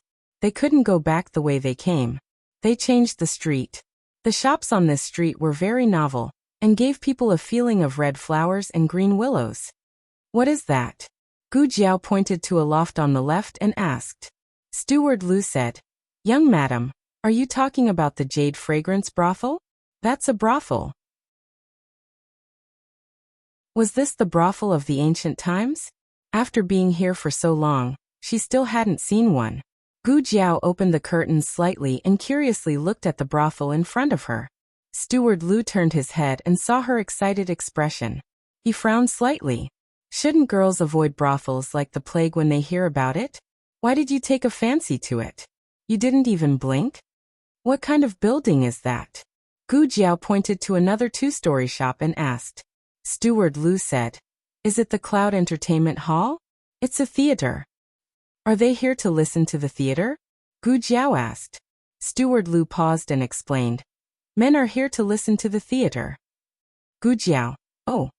The Imperial College was one of the most important schools in the Zhao country. It didn't allow this kind of place to indulge in a life of luxury. Gu Jiao hadn't even seen a gambling house or a martial arts hall, let alone a brothel or theater. Is that a gambling house? Gu Jiao pointed to a shop with a large gambling character hanging in front of it. Steward Lu. Yes, young madam. What about that one? It's also a gambling house. Why isn't there a gambling character written on it? It's a gambling house with a relatively high status. What about this one? An auction house. Gu Jiao asked for a few more places. They were either brothels, martial arts halls, or gambling houses. Her eyes were bright. as if they were emitting green light. Steward Lu. Young madam, is it really okay for you to be like this? When the Marquis asks later, it really wasn't me who led you astray. After crossing this street, the shops became much more serious. Gu Jiao lost interest. She yawned and put down the curtain. Steward Lu, who had carefully chosen the most noble street in the capital for Gu Jiao and had even planned to be a tour guide, was speechless. When they reached the end of the street, a burst of shouting and quarreling attracted Gu Jiao's attention. Gu Jiao opened the curtain a little and looked at the shops on the street. What is this place? This is the Qingfeng gang. Steward Lu said. Gu Jiao poked her little head out. It seems very lively. What are they doing? Steward Lu helplessly closed his eyes. Betting for the metropolitan examination. Young madam, can you not always be attracted by these shady things? What kind of bet for the metropolitan examination?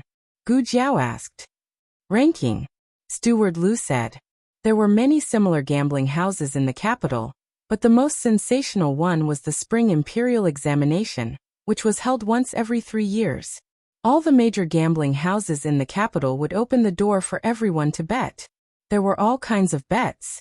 The most popular ones were the Huiyuan and Zhuangyuan, followed by the Tanhua, Zhuangyuan, the top 10 in the Metropolitan Examination, the top 10 in the Palace Examination, and so on. The higher the ranking, the more expensive the lowest bet. For example, the lowest bet for the top 10 in the Metropolitan Examination was 10 copper coins. But the lowest bet for the top 10 in the Palace Examination was 100 copper coins. It wasn't that the more expensive the bet, the more the bet. It mainly depended on the number of people betting. If everyone bet on the same person, then the odds for that person would be extremely low. The most popular person this year was Princeton. From the Huiyuan to the Zhuangyuan, everyone bet on him. In comparison, the competition for the second and third place was more intense. The Chen family's disciple, the Luo family's concubine-born son, the Zhao family's legitimate son. Gu Jiao even saw Du Ruhan's name on the betting list. Gu Jiao scanned from beginning to end. Not to mention the palace examination. She didn't even see Xiao Liulong's name in the metropolitan examination. What was going on? Her husband wasn't even worthy of being in the top 10? Young madam. Steward Lu followed behind Gu Jiao with a worried expression. Although all the major gambling houses in the capital had set up gambling games, the Cool Breeze house was different. It was actually an elegant place where people could drink tea, taste wine, and enjoy delicious food. One could even listen to storytelling and singing. The top-notch nobles and celebrities of the capital gathered here. Although his young madam was the daughter of the Marquis, she grew up in the countryside. He was afraid. To put it bluntly, Steward Lu was worried that Gu Jiao wouldn't be able to show her face. He wasn't afraid of losing face for the Marquis of Xianping since the Marquis was already shameless. But if she lost face and attracted the ridicule of others, she would be the one suffering. Gu Jiao left in a hurry and didn't bring any money. She turned to look at Steward Lu. Did you bring any money? Steward Lu was stunned. Gu Jiao reached out her hand and made a gesture of taking out money. Steward Lu didn't bring much.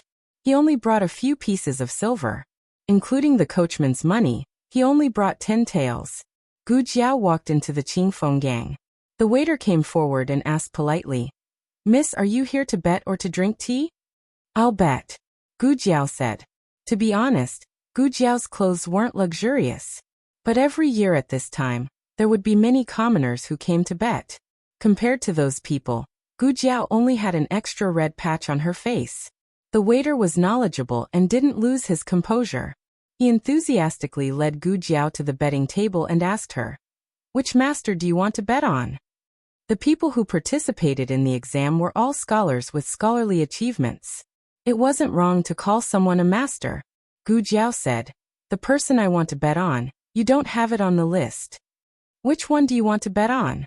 The waiter said with a smile. Gu Jiao said, "Huiyuan and Zhuangyuan." "Oh, isn't it on top? Look." The waiter pointed at the list hanging in the middle of the hall. Below Huiyuan and Zhuangyuan were Royal Prince N's names. Of course, there were also a few other examinees' names. But it was obvious that those examinees were there to serve as a foil for royal princein. There were very few people who placed their bets and they were all actors. Gu Jiao said, "There's no examinee I want to bet on." The waiter said, "Then, who do you want to bet on?" Gu Jiao said, "Xiao Lulang from the Imperial College." The waiter expressed that he hadn't heard of him. Xiao Lulang had a certain amount of fame in the Imperial College.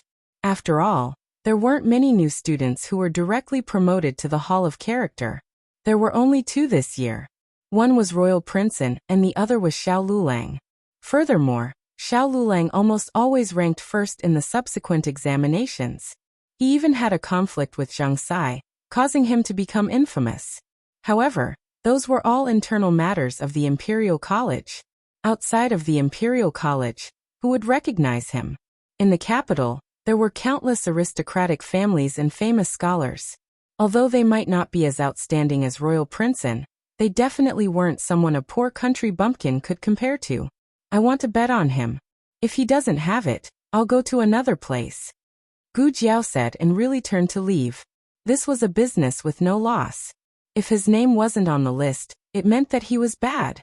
The waiter wouldn't miss out on this business. He quickly called out to Gu Jiao and said with a smile, "Miss, don't go. I'll help you write your name. How much do you want to bet?" The lowest bet for the top 10 is Hui Yuan, Zhuang Yuan, and Big 3 Yuan.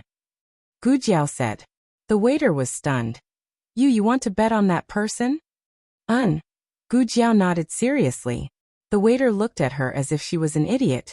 All right. He really didn't know where this little idiot came from. This kind of bet was clearly going to be wasted. The waiter said, Hui Yuan is 1 tael of silver per bet. Zhuang Yuan is 5 taels of silver per bet. How much do you want to bet? Gu Jiao said, all of them. Gu Jiao bet 5 on Hui Yuan, and 1 on Zhuang Yuan. It was exactly 10 taels of silver. They were all Xiao Liulong's name. At this point, Xiao Liulong's name finally appeared on the betting list. Steward Lu shook his head. 10 taels of silver. His 10 taels of silver had been wasted just like that. He really didn't know where the young mistress got her confidence from. She thought that the young master could beat all the other scholars in the capital and become number 1. Even if she only bet on the top 10, it would be fine. Hui Yuan? Zhuang Yuan? She really dared to dream. Steward Lu followed and whispered to Gu Jiao, Young mistress, can we leave now? Gu Jiao paused and suddenly looked at the list that was covered by a translucent curtain. What list is that? That. Steward Lu frowned. The waiter cleverly walked forward and said with a smile, That's the flower hairpin list. You can also bet on it. What's the flower hairpin list? Gu Jiao asked. The waiter said, The flower hairpin list is a list of the girls. It's the last list to be announced. The examinees who pass the imperial examinations will participate in the court examinations that His Majesty will personally host in the 4th month. Those who do well in the court examinations will be appointed as first-class scholars by His Majesty. They are also known as Zhuang Yuan, and Tanhua. These 3 can wear flowers and parade through the streets. Their flowers can be given away as gifts. Right now, everyone is placing bets on who will be able to obtain a first-class scholar's flower. Can I only get 1? Gu Jiao blinked and asked. The waiter's mouth twitched.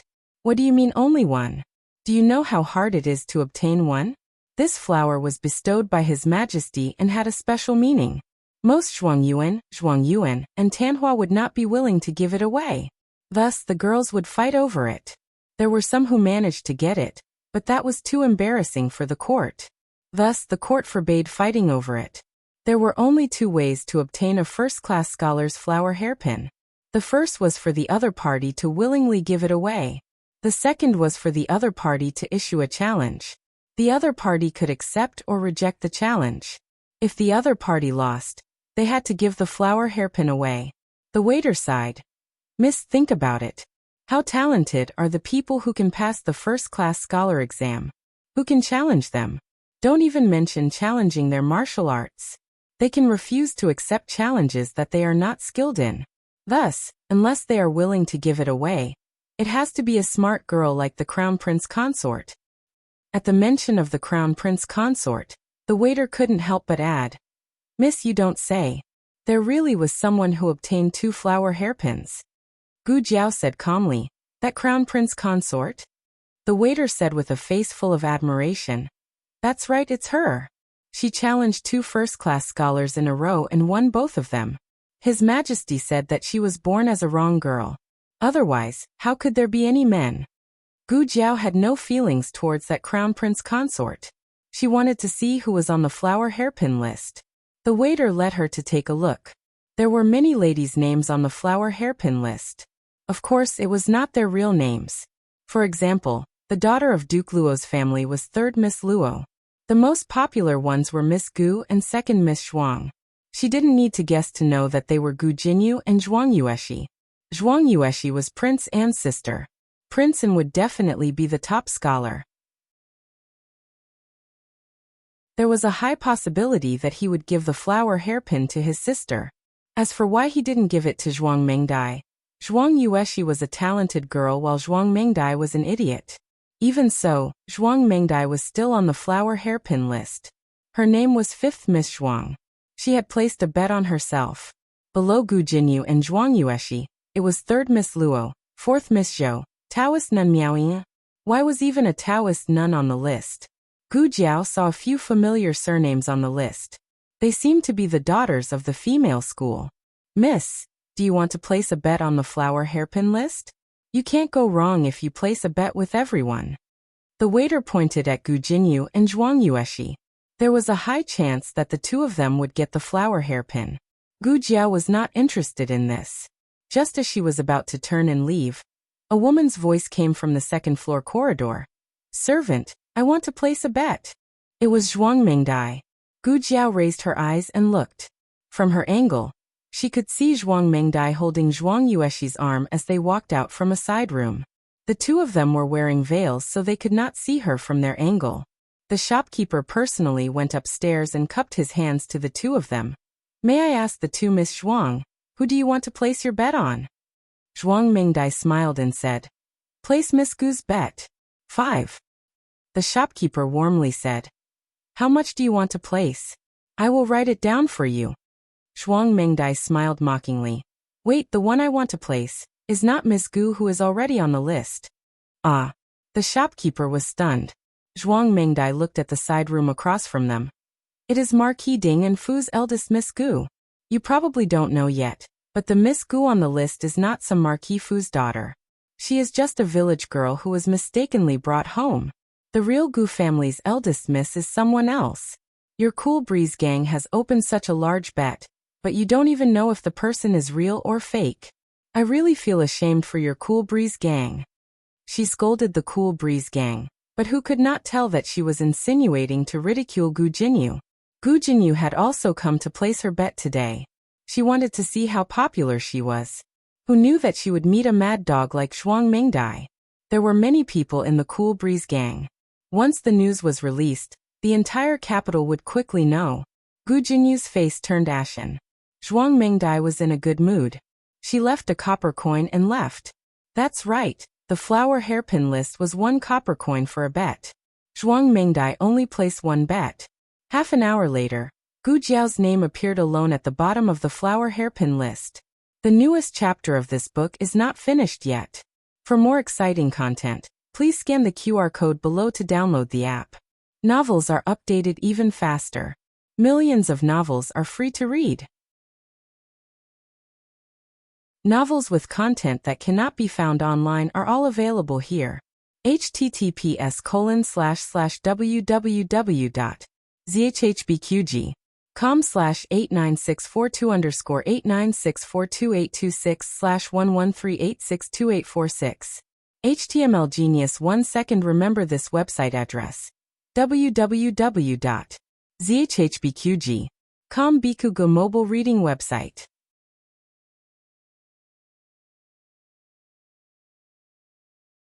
Chapter 197. The newest chapter of this book is not finished yet. For more exciting content, please scan the QR code below to download the app. Novels are updated even faster. Millions of novels are free to read. Novels with connotations that could not be found online are all available here. Gu Jiao was not interested in that flower hairpin, and was even less interested in Gu Jinyu's gossip. She turned and left. Gu Jinyu, who was in Cool Breeze brothel, was in a bad mood. Because of Zhuang Mengdia's words, the faces of the daughters in the room changed. Today was the day of the girls' school and everyone had nothing to do, so they invited her to Cool Breeze brothel to place bets on the spring examinations and the 3-flower list. Gu Jinyu was a strong contender for the 3-flower list. She was born in the Marquis manor, and was the apple of Marquis Gu's eye. She was also deeply doted on by imperial concubine Xu, and was conferred the title of County Princess Hui by the emperor on her 15th birthday. Her talent was not known to every household in the capital, but it was well known. After entering the girls' school, she was like a fish in water and took many first places, sharing the limelight with Zhuang Yueshi. Who was Zhuang Yueshi? She was Imperial Tutor Zhuang's granddaughter, Great Scholar Zhuang Xianji's niece, and Royal Prince An's younger sister. It was not strange that she was outstanding. It was surprising that Gu Jinyu could be as famous as her. However, the capital was a place that paid attention to one's birth. It was like this for men and women. Jinyu, is what she said true? A young lady who was usually close to Gu Jinyu asked. A young lady beside her asked. That's right, that's right. Jinyu, young lady Zhuang is speaking nonsense, right? How could you not be Marquis Ding, An's biological daughter? Marquis Ding clearly dotes on you. Although she said this, the eyes of the daughters in the room clearly held a trace of doubt. Gu Jinyu clenched the handkerchief in her hand. She felt her cheeks burning as if she had been slapped in the face. It was also as if she had been stripped of her clothes. All the shame gushed out at this moment. If it was anyone else who said this, she would have denied it. After all, no one would go to the Marquis manor to verify it. Even if they did, the Marquis would protect her and say that she was his biological daughter. But it was Zhuang Mengdai. Zhuang Mengdai had already confirmed her identity. It was useless for her to deny it. It would only make things worse. Even if Marquis Gu appeared, it would be useless. Someone like Zhuang Mengdai would definitely go to the emperor or the empress dowager and force Marquis Gu to swear to the heavens that she, Gu Jinyu, was his biological daughter. Otherwise, it would be a crime of deceiving the emperor. This sounded ridiculous, but it was indeed something Zhuang Mengdai would do. Zhuang Mengdai held her sister's arm and smiled proudly at the opposite room. Ahaha, nothing to say, right? A fake young lady who uses the name of a real young lady to swindle people all day long. If I were her, I would have long gone back to my own village. I beg those people who are trying to curry favor with me to open their eyes. Not every pheasant can fly to the branch and become a phoenix. Stop talking, let's go. Zhuang Yueshi coldly brought her idiot sister away. I just remembered that I have something to do at home. Miss Gu, let's meet again next time. Miss Su stood up and said goodbye. Me too. I promised to accompany my mother to burn incense. Miss Gu, I'll leave first. Miss Yang exchanged glances with her companions, and also stood up to leave the room. The remaining young ladies also left one after another. Those who were too thin-skinned to leave did not continue to bet on Gu Jinyu. Gu Jinyu felt like she was sitting on pins and needles. It was the first time she felt so embarrassed. What made her even more embarrassed was that those young ladies who had already bet on her actually went downstairs to bet on Zhuang Yueshi. The balance of power in the 3-flower list had been reversed. Zhuang Yueshi overpowered Gu Jinyu and became the most popular young lady. Gu Jinyu left Cool Breeze Gang in humiliation. Miss, are we going back to the residence? The coachman asked. To the Ministry of Works Yamen, she said. Yes. The coachman drove the carriage to the Ministry of Works Yamen. Marquis Gu had just returned from the Ministry of War learning how to blow air. When he reached the Yamen, he saw a familiar carriage. He walked over and lifted the curtain to take a look. Jinyu? Gu Jinyu's eyes were red and tears welled up in her eyes. Marquis Gu's heart ached. He sat in the carriage and asked her, "What's wrong? What happened? Did someone bully you?" Gu Jinyu choked with sobs. A servant girl at the side spoke up for her. Marquis, you have to make a decision for young Miss. Young Miss was humiliated by someone today. Marquis Gu's face darkened. Who dares to humiliate the daughter of Marquis Ding and Fu? The servant girl said. It was Miss Zhuang. She said our young miss was a wild chicken from the countryside. This servant girl was also very capable. Zhuang Mengdai had said so much pain, and she had summed it up in one sentence. She had also summed it up with 10 times the damage. Marquis Gu's face became extremely ugly. How could she be like this? Gu Jinyu choked. Actually, you can't blame Miss Zhuang. What she said was the truth. I am indeed not father's biological daughter. My biological parents are from the countryside. My birth is like that. Marquis Gu said with heartache. Father will not allow you to say this about yourself. In father's heart, you are father's biological daughter. The servant girl glanced at Marquis Gu and muttered, Young miss is in trouble. After 5th Miss Zhuang said this, no one will bet on young miss. This is only the first day. Who knows how young miss will be bullied when she attends the girls' school in the future? Bully his daughter? How could this be? Marquis Gu did not understand much about betting. He only found out after asking the master and servant that Qingfeng Brothel had opened a bet for the spring examinations. There was a 3-flower roll. It was a bet on who could get the hairpin from the hands of the top 3 scholars. There were 3 hairpin flowers. Prince An's was most likely going to Zhuang Yueshi. Weren't there still 2 left? Marquis Gu felt that with Jin Yu's talent, she could win one of the 2.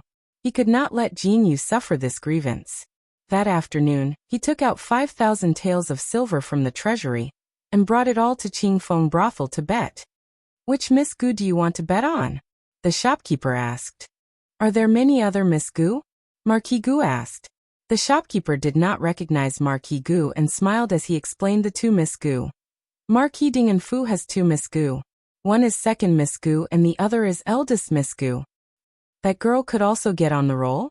Marquis Gu rolled his eyes. Very quickly, he remembered what the servant girl had said. Zhuang Mengdai had deliberately bet a copper coin on Gu Jiao in order to humiliate Gu Jinyu. It seemed that Qingfeng Brothel had put that girl up at that time. She wanted to compete with Jinyu? Forget it. Marquis Gu did not say anything and bet all on Gu Jinyu. Gu Jinyu's bet immediately caught up to Zhuang Yueshi's. Gu Jiao was still left alone at the end. Imperial concubine Shu also received news of the spring examinations bet, and secretly had a eunuch bring the money to Qingfeng Brothel to bet. Prince An was certain to win. There were too many people betting on him, and the odds were too low. However, Imperial concubine Shu still bet. It was better to earn less than nothing. Imperial concubine Shu also bet on Gu Jinyu and Zhuang Yueshi. There was also Taoist nun Miao Yin. This Taoist nun had some background. She was Grand Secretary Yuan's direct granddaughter. Because it was not easy to raise her, she was sent to the Taoist temple. It was strange. She was clearly an infant who was about to die, but after entering the Taoist temple, she became full of vigor. Imperial concubine Shu had people ask around. Taoist nun Miao Yin could return to the capital at the age of 16. Counting the days, it should be around the release of the results. Imperial concubine Shu felt that just based on Grand Secretary Yuan's reputation, Taoist nun Miao Yin could get a hairpin. Grand Secretary Yuan's youngest son also participated in the spring examinations. His reputation was not as great as Prince An's, but like father, like son. Imperial concubine Shu bet on him to be second. Following this, Imperial concubine Shu also bet on a Jiangnan scholar. This person was quite famous in Jiangnan. 3 years ago, during the spring examinations, he should have placed first. Unfortunately, he fell ill and missed the spring examinations. He had a good relationship with the 5th prince. The 5th prince strongly recommended this person. Imperial concubine Shu believed in her son's vision, so she bet on him to be third. After doing this, Imperial concubine Shu was worried that she missed something. She called her personal palace maid. Who did the crown princess bet? The palace maid said. This slave inquired. The crown princess didn't bet. Imperial concubine Shu didn't understand what the crown princess was thinking. Such a good opportunity to make money, it would be a waste if she didn't want it. The palace maid speculated. Among these scholars and beauties, only Prince An's talent can enter the crown princess's eyes. But the crown princess can't bet on Prince An. This was also true. Prince An was a member of the Zhuang family. Empress Xiao and the Zhuang family were sworn enemies. If the crown princess bet on the Zhuang family, wouldn't she be offending Empress Xiao? Imperial concubine Xu didn't stand on anyone's side in the harem. She could bet on anyone. After Gu Jiao came out of the Qingfeng house, she went directly to the medical center. Dr. Song had just come out of Gu Qinglin's ward. His expression was complicated. Gu Jiao walked over and asked, "What's wrong? He still doesn't want to leave?" Dr. Song shook his head. His wound has already healed. The stitches have also been removed. His pulse is very smooth. It doesn't make sense to stay here any longer. Although it takes 100 days to recover from a serious injury, Gu Qinglin was still young and vigorous. He could return to the Fu to recuperate. Why bother staying in their medical center? A large part of the reason why Gu Qinglin didn't want to leave was because he couldn't accept concubine Ling's betrayal. He refused to go back to the place where concubine Ling used to be and refused to hear any news about her. As long as he was in the Fu, these problems couldn't be solved. But he couldn't move to the Fu outside. Old Madame Gu wouldn't agree. Gu Jiao and Dr. Song went to his ward. When they entered the room, Gu Qinglin was lying on his side with his back to the door. The room was very dark, but it could be seen that he had lost a lot of weight.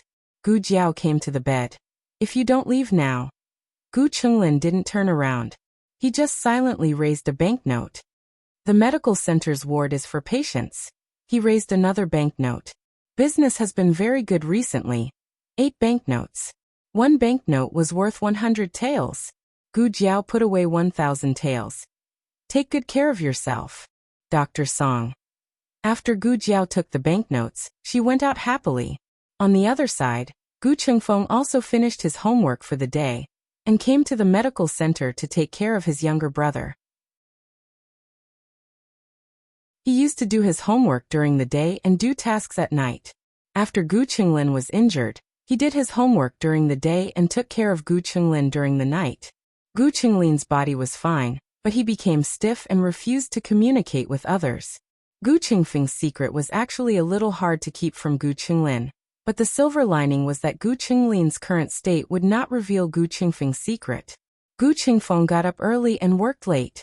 After being squeezed dry again and again, he finally saved up 1,000 taels of silver. This was the last debt. After paying this, he wouldn't have to work so hard anymore. "Third brother, when second brother pays off the debt, I'll take you to a better medical center," Gu Qingfeng said as he reached under Gu Qinglin's pillow to feel for his banknotes. He touched it. Nothing. He touched it a second time, still nothing. He pulled out the pillow and sadly found that the 1,000 taels of silver that he painstakingly saved up was gone. He only felt that the sky had collapsed. "Third brother, where are my banknotes?" On the 9th day of the new year, the first exam officially began. The Imperial Guards had already surrounded the examination courtyard yesterday. Even a fly couldn't fly in. The invigilators took out the exam papers from the sealed boxes and distributed them to each examination shed. The examination courtyard in the capital had 4 examination sheds in the north, south, east and west. There were up to 500 people in each sheds, adding up to 2,000 exam papers. After the exam papers were distributed, the examinees couldn't start writing immediately. They had to wait for the drum tower to ring 3 times before they could start writing. Shi Yi was the same. After the bell rang 3 times, the examinees had to start writing. Otherwise, it would be considered cheating. There were a lot of examinees in the capital's examination courtyard. Correspondingly, there were also a lot of invigilators. There were people patrolling all day.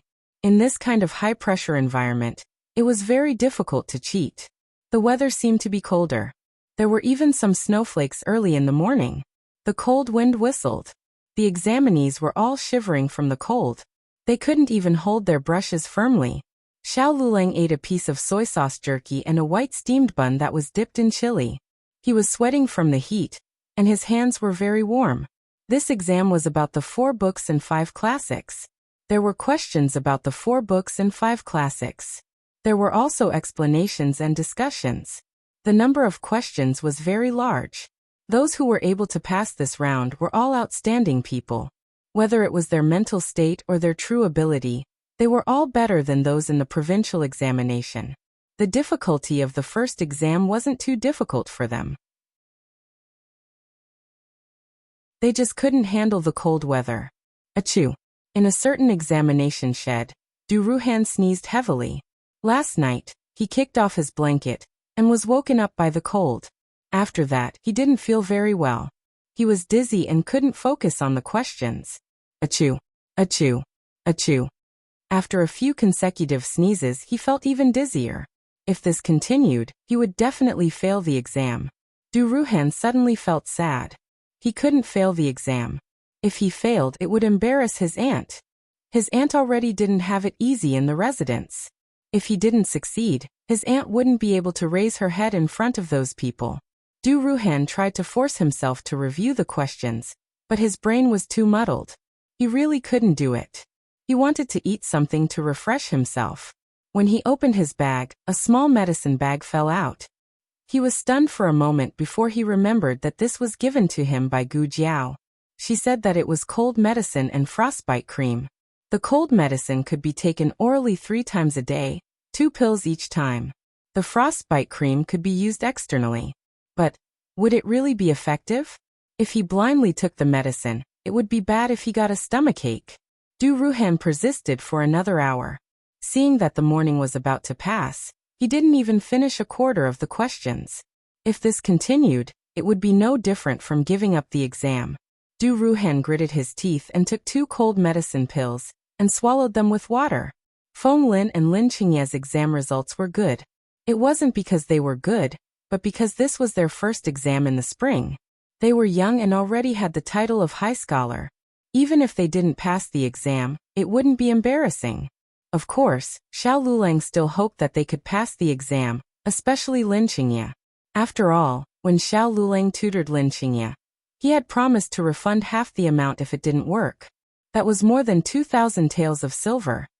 In the evening, the bell rang. All the examinees stopped writing and waited for the invigilators to seal their names and collect their papers. Their papers would first be sent to Qinghui Hall. The 6 Hanlin Academy examiners would use a red brush to transcribe the papers. The papers would also be sealed and sent to the inner hall. This was to prevent the examiners from recognizing the examinees' handwriting and cheating. The examinees came out on the 10th, and the 11th came out again. The second exam was the 8-legged essay. The title came from the Analects of Confucius. Gentleman Zhou does not compare, Guanzhong's weapon is small. It was another 2 completely unrelated sentences. It was worth mentioning that the sentence Gentleman Zhou does not compare had appeared in an exam 11 years ago. In other words, this wasn't a new question. That year, there were quite a few outstanding 8-legged essays. If they wanted to amaze the graders again on this basis, it would be even more difficult. The examinees had to write a new sentence and also take into account the next sentence. The atmosphere in the examination hall was obviously more serious than the first exam. Other than the whistling of the wind, there was only the rustling of the examinees' writing. Not long after, someone fell ill. It was a high scholar in his 50s. He became a xiaocai in his 30s and became a high scholar in his 40s. This was his 6th exam in the spring. If he didn't pass the exam soon, he would be 60 the next time. One could imagine the pressure he was under. But the heavens didn't look after him because of the pressure he was under. His body was already weak, and he was sitting in the furthest corner of the examination hall. The cold wind blew into his body. In the first exam, he already had a bad feeling. He braced himself and persevered. When it came to the second exam, he couldn't take it anymore and collapsed before he finished writing. If it was just a cold, it wouldn't have been a big deal. But he had a stroke. He could only be carried out by the Imperial Guards. This year's exam was a failure. This was his most well-prepared exam, and also his best performance. If nothing unexpected happened, he should be able to pass the exam. Unfortunately, there was an accident. The old high scholar's collapse added a lot of psychological pressure to the examinees. The examination hall became even more silent. While the examinees were busy answering the questions, the 6 examiners of the Hanlin Academy had also finished copying the exam papers for the first exam. The examinees' papers were sealed and placed in special cabinets. Only when all 3 exams were finished would they be taken out and filed together with the red papers. The red papers for the first exam were sent to the inner hall under the escort of the Imperial Guards. The 6 examiners all let out a sigh of relief. One of them saw that there was no one else in Qinghui Hall and whispered, "I feel like I copied Royal Prince Anne's exam paper." Not only was one question wrong, but the handwriting was also unique. After seeing so many exam papers for the spring imperial examination, the handwriting on that paper was definitely the best. It could almost be compared to the calligraphy of a calligraphy master. Unexpectedly, as soon as he finished speaking, an examiner opposite him said, "I feel that Royal Prince Anne's exam paper should be with me." He had also copied a perfect answer sheet. It was definitely the kind that couldn't be faulted. Other than Royal Prince Anne, no one else in the entire Zhao country could do it. The exam paper was covered so no one could see who it was. When they copied Shirye's paper, they only numbered the ink and red papers. After copying, they placed the 2 papers side by side and stamped the joint. If there was a mistake in the number, they could search for the stamp. The examiners were very careful. Until now, there had never been a mistake in the exam paper. The 2 of them started to argue in a low voice. No one could convince the other. The examinees didn't know anything about the examiner's argument. The exam time was about to end and they were writing furiously. Royal Prince Anne had put down his brush long ago. He would lose his sight at night, so he tried to finish his exam papers in the morning. The bell rang and the second exam was over. The examiners came to seal the papers. There were many people wailing in this exam. It was obvious that the first exam was too smooth, causing them to underestimate the difficulty of the second exam. However, the real nightmare was the third exam. This exam was about strategy. The questions were so tricky that some examinees wanted to faint at first glance. It was actually about the eldest son's virtue. In the spring and autumn annals, it was said that the eldest son was not chosen based on virtue. It meant that only the eldest son had the right to inherit the family property. Even if the son of a concubine was born earlier than the eldest son should be the most important. Unless the eldest son died, then the son of a concubine could inherit the family property. For example, the young Marquis of Zhao, he was the youngest son in the family. He had 2 older brothers who were born of concubines, but they did not have the right to inherit. Only he could be called the young Marquis. Now that he was dead, Marquis Xianping's family property should be inherited by the eldest son of a concubine, unless another eldest son appeared in Princess Xian Yang's belly. If the family had many sons of a wife, then the eldest son of a wife would be the most important. The eldest son of a wife would inherit the family property. For example, Gu Chongqing of Marquis Dinganfu. These 2 belonged to the eldest son of a wife. The eldest son's virtue matched the position. But there were also those whose virtue did not match the position. For example, the dethroned crown prince. Empress Dowager Zhuang had no children. Noble consort Lu's son was the eldest prince. He was conferred the title of heir apparent by the previous emperor. After he rebelled with the Lu family, he was demoted to a concubine. According to the rules, the second prince should have been appointed, but it was the 5th prince who was the current emperor. After the emperor ascended the throne, he appointed Empress Zhao's son as the crown prince. If one agreed with the idea of appointing the eldest son of a wife and not the most virtuous, then the emperor's throne was not obtained through proper means. But if one disagreed, then they were criticizing the emperor for appointing the crown prince incorrectly. After all, everyone knew that although the crown prince was the son of a wife, he was not the most outstanding of the princes. This was a question that would send them to their deaths. The examinees from Yuzhou all went crazy. Who did the examinees from Yuzhou offend this time? The questions in the provincial examination were about removing vassals. The questions in the metropolitan examination were even more tricky. They were even asking about the emperor's family matters.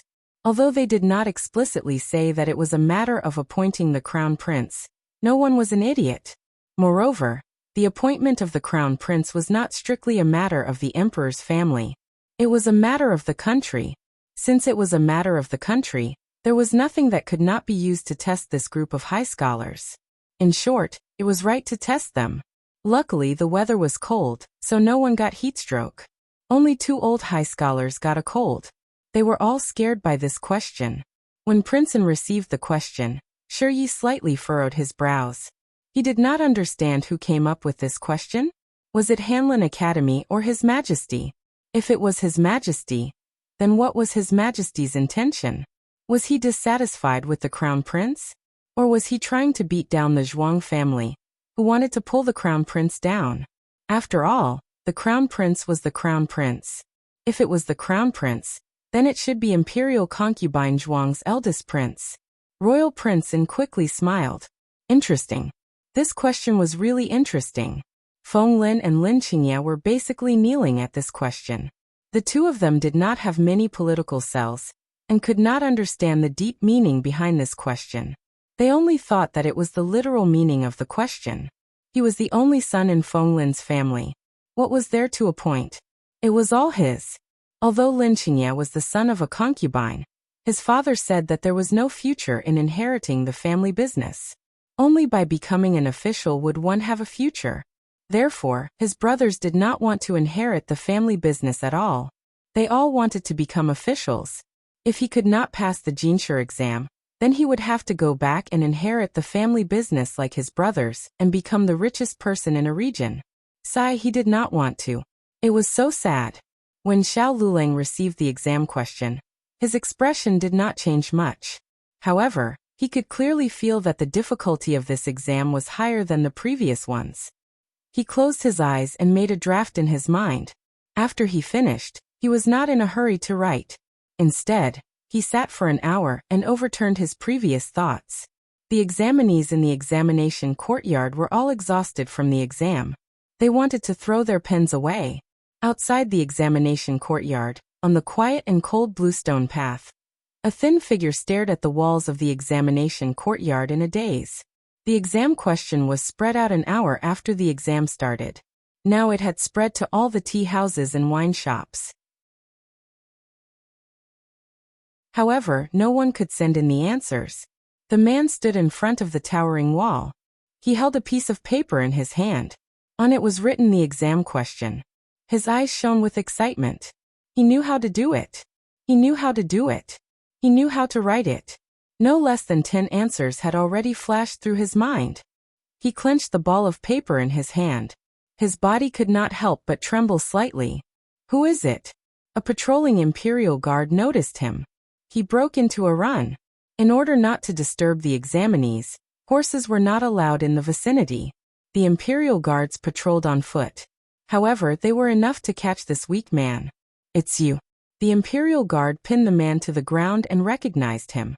Lu Yisheng. The Imperial Guard was not surprised. The examination courtyard in the capital held all kinds of exams every year. Every time they would catch this lunatic outside. The Imperial Guard said coldly, "You can't go in. Why do you always come here?" "I'm just passing by," Lu Yisheng said. He felt a little uncomfortable being pinned to the ground with his hands behind his back. What happened? Another Imperial Guard walked over. "It's Lu Yisheng." The first Imperial Guard said. He actually wanted to chase Lu Yisheng away. However, it was clear that his companion did not want to let Lu Yisheng off so easily. His companion squatted down and pulled out a piece of paper from Lu Yisheng's fist. On it were the questions for today's examination. He immediately laughed disdainfully. "You actually stole the questions for the spring examination. What are you trying to do? Are you colluding with the people inside to cheat?" This kind of exam questions had already been spread out. The Imperial Guard also knew this. However, he did not like this guy and wanted to humiliate him. Lu Yisheng was dragged into a side alley. A snowflake-like fist greeted him. He was beaten until his face was covered in blood and his whole body was twitching. "That's enough. It's the spring examination. Don't kill him." The first Imperial Guard could not stand it anymore. He persuaded his companion and pulled him back to the patrol path. Snowflakes fluttered down. Lu Yisheng lay on the cold street and looked at the gray sky. He could not see any hope. He wanted to die. However, he also knew that those people would not let him die. They wanted him to live and bear the sins of the deposed crown prince and the Lu family. The cold snowflakes fell on his wounds. If only he could freeze to death like this. He closed his eyes and sneered. Suddenly, the light above his head dimmed and the snowflakes on his body disappeared. He slowly opened his eyes. Someone held an oil paper umbrella for him. The umbrella was painted with flowers and chicks in a very clumsy way. However, the handle of the umbrella was delicately engraved with words. The girl under the umbrella had a jade-like temperament. There was a big red spot on the left side of her face. At this moment, it was as bright as a peach in the snow. Gu Jiao squatted down and put the umbrella aside. He raised his hand to stop Gu Jiao. "Don't move," Gu Jiao said. Lu Yixing did not move. Gu Jiao put the small basket on the ground and took out a small medicine box from it. She took a few tongue depressors and put them in his mouth. "Bite it. It might hurt a little." Lu Yixing bit the tongue depressors. Gu Jiao pinched his right arm and returned to her original position with a crack. And his thigh. This was more painful. Gu Jiao gently put her hand on his left leg and lifted his leg. "I'll count to 3 and then put it back in place. If you can nod your head." Lu Yixing nodded with cold sweat. This action made him very shy. Gu Jiao. 1 crack. It was put back in place. Lu Yixing did not even have time to welcome the pain. Of course, the pain was so intense that tears came out of his eyes. However, he endured it. Gu Jiao used the stethoscope to listen to his breathing. When she touched one of his ribs, he groaned in pain. Gu Jiao took back the stethoscope, untied his coat, and put her hand in. He suddenly panicked. "What are you doing?" "Shu, don't move." Gu Jiao carefully touched his ribs. Her movements were very careful. The ribs are fractured. The dislocation is not very obvious. It can heal on its own. Gu Jiao retracted her hand. This hand was wandering around his chest just now. Lu Yixing was a little embarrassed. "You female doctors are all so? You're a doctor." Gu Jiao corrected him. Lu Yixing did not speak. Gu Jiao stood up. "Wait for me here. I'll call a carriage for you." "No need." Lu Yixing stopped her. Gu Jiao looked at him strangely. Lu Yixing suddenly could not look her in the eyes. He lowered his eyes. "I said no need." Pausing for a moment, he clenched his fists and looked at her coldly. "I'll say the same thing again. If you saved me so that I can repay you one day, then you're wrong. You should have bet your chips on those examinees, not me, a street rat that everyone hates." Gu Jiao gave a long sigh. "You still don't believe in yourself." Lu Yixing laughed at himself. "You're wrong. I'm a waste that doesn't even have the qualifications to take the imperial examinations." Gu Jiao said.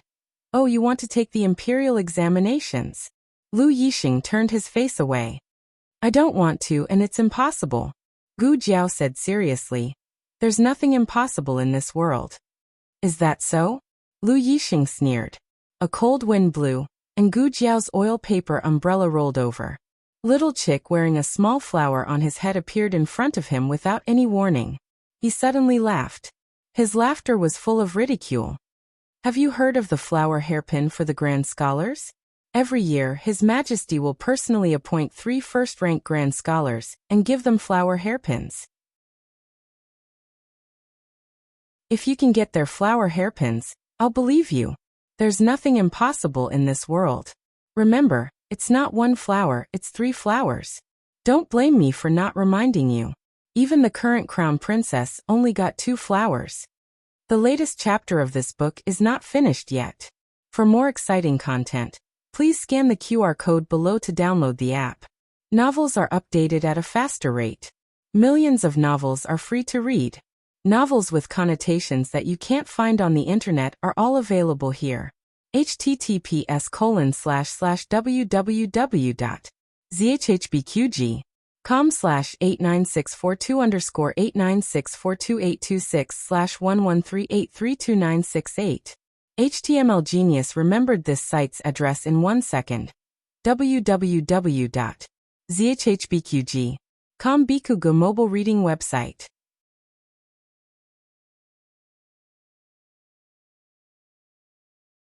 Chapter 198. The latest chapter of this book is not finished yet. For more exciting content, Please scan the QR code below to download the app. Novels are updated faster and more frequently. Millions of novels are free to read. Novels with content that can't be found online are all available here. On the 15th of February, the third round of the examination came to an end. The candidates spent an exciting and difficult night in the examination hall. On the 16th, they were released from the examination hall after another round of strict body searches. There were many people outside the examination hall. Gu Jiao came early and got a good seat. The door of the examination hall opened, and the candidates came out one after another. Except for the county examination, Gu Jiao took over Xiao Liulong's examination. Gu Jiao missed the other provincial, college, and provincial examinations because she was out of town. This was the first time Gu Jiao waited for him to come out of the examination hall in a sea of people. It was very similar to the family members outside the examination hall in her previous life. Fortunately, she didn't have to wait for too long before she saw Xiao Lulang coming out with a bag. She could see him in the crowd at a glance. It wasn't because he was holding a walking stick, but because of his temperament and appearance. He was one in a million. The corners of Gu Jiao's lips curled up as a smile appeared in her eyes. Xiao Lulang also saw her and walked through the crowd towards her. Her eyes seemed to be sparkling, brighter than the stars in the Milky Way. "How are you? Are you okay?" Gu Jiao took the bag from his hand. It wasn't heavy, so she put it in her small basket. Xiao Lulang nodded. "Yes, it's quite smooth." The first two rounds of the examination were very cold, but the weather was good for the third round. "Why are you here?" Xiao Lulang looked at Gu Jiao's son. Little Jing Kong crossed his arms in front of his chest, raised his chin and snorted. "Do you think I want to come? It's not easy to have a day off. If it wasn't for Jiao Jiao, I wouldn't have come." "Little thing." Xiao Lulang played with his buzz-cut hair, which was getting prickly. The group turned around and walked towards the alley. Lu Quan was already waiting for them. The family of three got into the carriage. Little Jing Kong sat opposite Xiao Lulang with his arms crossed in front of his chest, and looked at him seriously. Xiao Lulang was baffled by his stare and asked, "What's wrong? Why do you keep looking at me like that?" Little Jing Kong said sternly, "I want to see how you did in the exam. I want to know if you did well." When he was waiting outside, he had observed the examinees who came out. Some of them were dejected, and some were apathetic. None of them were in high spirits. He was observing which type of bad brother-in-law belonged to. Xiao Lulang gave little Jing Kong a strange look. Gu Jiao leaned over and whispered in his ear, "He has good friends now. He said that if you don't do well, he won't be able to raise his head in front of his classmates." Xiao Lulang was speechless. Gu Jiao said nonchalantly, "The exam is over. The results don't matter." Xiao Lulang breathed a sigh of relief. His wife was so considerate. Wait, wife. Why did he have such thoughts? Before he could recover from his shock, little Jing Kong threw another heavy blow. "Jiao Jiao bet that you'll be the first in the exam. He bet 1,000 taels." Xiao Lulang shuddered. Gu Jiao looked up at the sky. She couldn't see anything. She didn't have anything. The medical center was still in the stage of investing money. Because of the mass production of drugs, they had also set up a small pharmaceutical factory. Xiao Lulang was very curious about where the 1,000 taels came from. Gu Jiao thought, "It's all from Gu Chenglin." Xiao Lulang face-bombed. He only took 9 days for the exam. It was not like the provincial examinations that took 2 months. Why did he feel that his family was turned upside down? "So, did you do well in the exam?" Little Jing Kong asked seriously. Xiao Lulang took a deep breath and said, "Yes. He did well in the exam. Fortunately, he did well in the exam. He didn't let the 1,000 taels go to waste." But then again, the imperial examination was not like mathematics and astronomy. There were standard answers. If it was right, then it was right. If it was wrong, then it was wrong. It was very arbitrary. Therefore, it was not certain whether he could be the first or not. Fortunately, it was only 1,000 taels. If he didn't get the first place, he could recruit a few more students like Lin Qingye. After working hard for a year and a half, he could fill the gap. But it turned out that he was happy too early.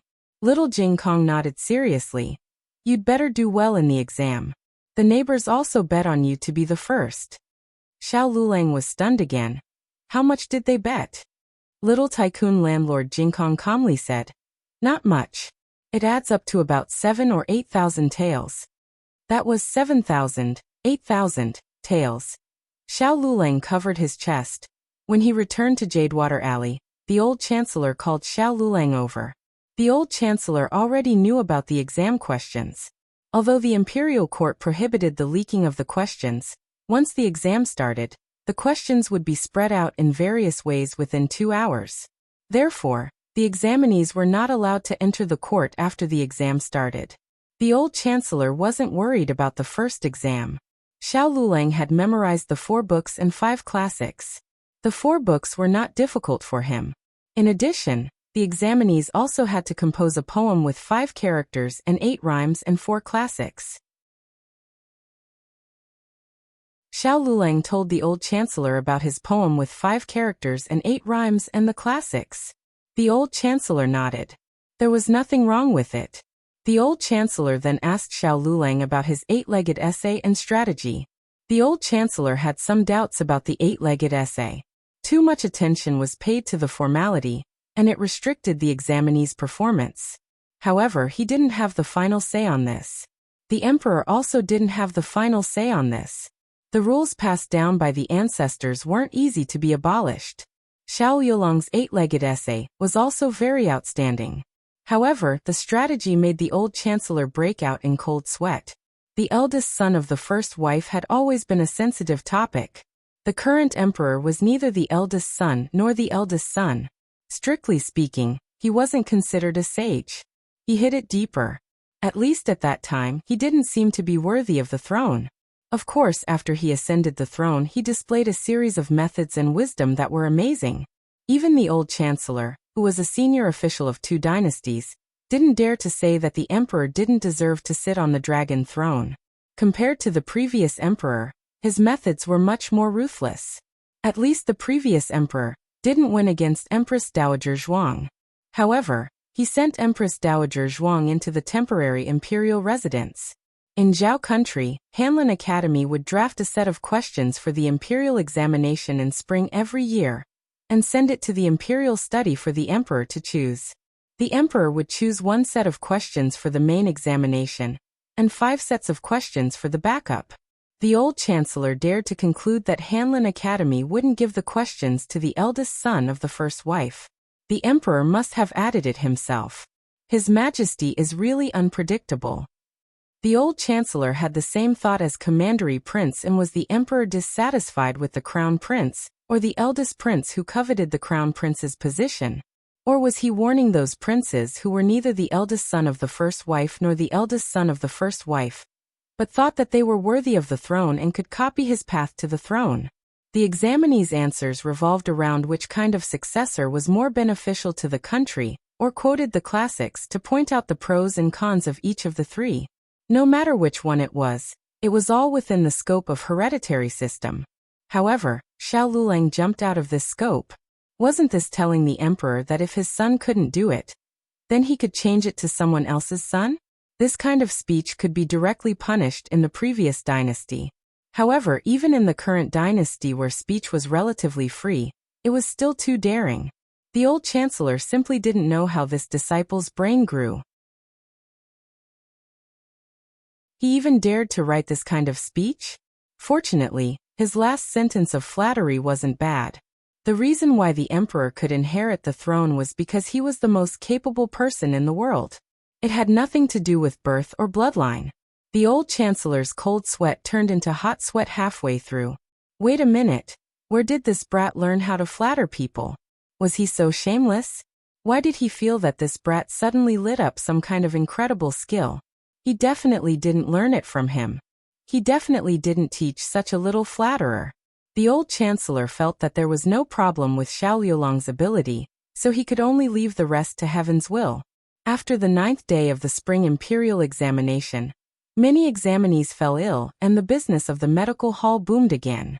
At the same time, the batch of golden sore medicine that Gu Changqing placed before the new year was also completed. Gu Jiao tested the efficacy of the medicine and only sent it to the military camp after it passed the test. Before the new year, she sent a letter to Xue Ningxiang, saying that everything was fine with Zhou Erzwang.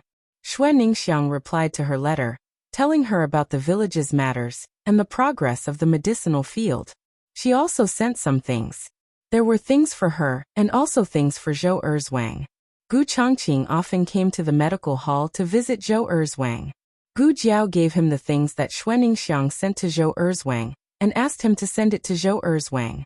If Zhou Erzwang had a reply, she also asked him to send it over so that she could send it back to the village. When she was replying to Xue Ningxiang's letter, Gu Jiao suddenly discovered a very sad thing. That was Xue Ningxiang's calligraphy was actually better than hers. Gu Jiao. Oh, is this girl learning to write from someone? She has improved so much? Xiao Lulang, who was passing by the door, glanced at her and silently went back to the room. He doubled the copybook that Gu Jiao practiced every day. There were more than 1,000 copies of the exam papers for the spring imperial examination. While copying, they were also sent to the Internal Affairs Hall for marking. There were a total of 20 graders, and they were in groups of 4. In other words, every exam paper had to be marked by 4 graders. If 2 of the graders gave an unqualified answer, then there was no need to send the exam paper to the Internal Affairs Hall. However, the graders' unqualified answers were not given blindly. Later, there would be a special person to review the exam papers. Graders who maliciously marked the exam papers would be severely punished. Every group of graders would pick the top 50 out of 500 exam papers and hand them over to the chief and deputy chief officials. These people were basically the candidates who could become tribute scholars. Of course, the chief and deputy chief officials would carefully mark the exam papers. If there were any objections, they would be put aside. The eliminated exam papers would also be ranked according to the results. The chief and deputy chief officials would select the number of tribute scholars from the first few eliminated candidates. In addition, there were 10 special places. These were the people that His Majesty and the ministers had stuffed into the list. The names of these people were directly reported. It did not matter if they were among the 200 exam papers. If they happened to be there, then there would be 200 tribute scholars this year. If they were not there, then there would only be a few more. As for the ranking of these people in the palace examination, it was not the graders' concern. Copying, marking, preliminary examination, re-examination, and ranking. After a series of operations, the results would not be released until next month. Xiao Lulang was very calm. Every day, he took little Jing Kong to and from school as usual. It was no different from the days before the exam. Gu Jiao was also very calm. It was completely impossible to tell that she had bet all her assets. Gu Jinyu had not been having a good time recently. Ever since Zhuang Mengdai had exposed her identity, her popularity in the girls' school had plummeted. Many of the daughters who had tried to curry favor with her in the past had gradually distanced themselves from her. She was so angry that she asked for sick leave at home. On this day, she was recuperating at home when Chi Mama suddenly came to the door. Chi Mama was the old maid by consort Shu's side, and was highly valued by her. Gu Jinyu warmly received her. "What brings Chi Mama here?" Chi Mama patted Gu Jinyu's hand and said with a smile, If Her Majesty didn't ask the Marquis, I wouldn't have known that you were sick. You didn't even tell Her Majesty that you were sick. Don't you know that Her Majesty loves you?" Gu Jinyu was touched and said softly, "It's not a serious illness. It's not good to disturb Aunt." Chi Mama glanced at her. "Are you treating me like an outsider?" Gu Jinyu lowered her eyes and smiled. Chi Mama asked the little palace maid to put a few brocade boxes on the table. "These are all given to you by Her Majesty. There are snow lotuses and ginseng. They are all good things. You must remember to eat them." Gu Jinyu was moved. "Thank you, Aunt." Chi Mama took her hand and said, "We are family. Nyang Nyang has no daughter, and has always treated you as her own daughter. You must take care of yourself and don't make Nyang Nyang worry again." "Yes, Jinyu will remember." Gu Jinyu said obediently. Chi Mama went straight to the point. By the way, I came here today for another matter. Her Majesty wants to see you." Gu Jinyu followed Chi Mama into the palace. Consort Shu was the head of the palace. She had her own palace and did not have to let other young masters live in her side palace like a second-rank concubine. She lived in Changchun Palace with the fifth prince and was very carefree. The weather was good today. Consort Shu was flipping through the fifth prince's homework in the small pavilion of Changchun Palace. Gu Jinyu went forward to greet her. "Aunt." Consort Shu waved at her. "You came at the right time. Little Fifth just wrote an essay. Take a look." "Yes." Gu Jinyu sat down beside Consort Shu, and Consort Shu handed her the fifth prince's essay. The fifth prince was the same age as Gu Qinglin. Every day, he went to the study with his older brothers, and was taught by the prestigious scholars in the court. To be honest, the fifth prince was not very talented. His homework was basically done by Gu Jinyu. After Gu Jinyu read it, she smiled and praised, "Your Highness has improved." "I think so too." Consort Shu was very happy with this answer. She asked the palace maid to keep the essay, and then looked at Gu Jinyu. She said dotingly, "Child, you did such a big thing in the county city. Why didn't you say anything?" "Huh." Gu Jinyu was stunned. The change in topic caught her off guard. Consort Shu glared at her and pulled her hand. "Are you still trying to hide it? If I hadn't gone to deliver snacks to His Majesty just now, I wouldn't have known that you did such a big thing behind your family's back. Why are you so secretive?" Gu Jinyu was even more puzzled. What did she do? Consort Shu held her hand tightly, her eyes full of excitement. "Bellows. Digression. Can I ask for a monthly ticket? The latest chapter of this book is not finished. For more exciting content, please scan the QR code below to download the app. Novels are updated even faster. Millions of novels are free to read. Novels with connotations that can't be found online are all available here. https://www.zhbqg.com/89642_896428226/113800449. HTML Genius remembers this website's address in a second. www.zhbqg.com Bikugo mobile reading website.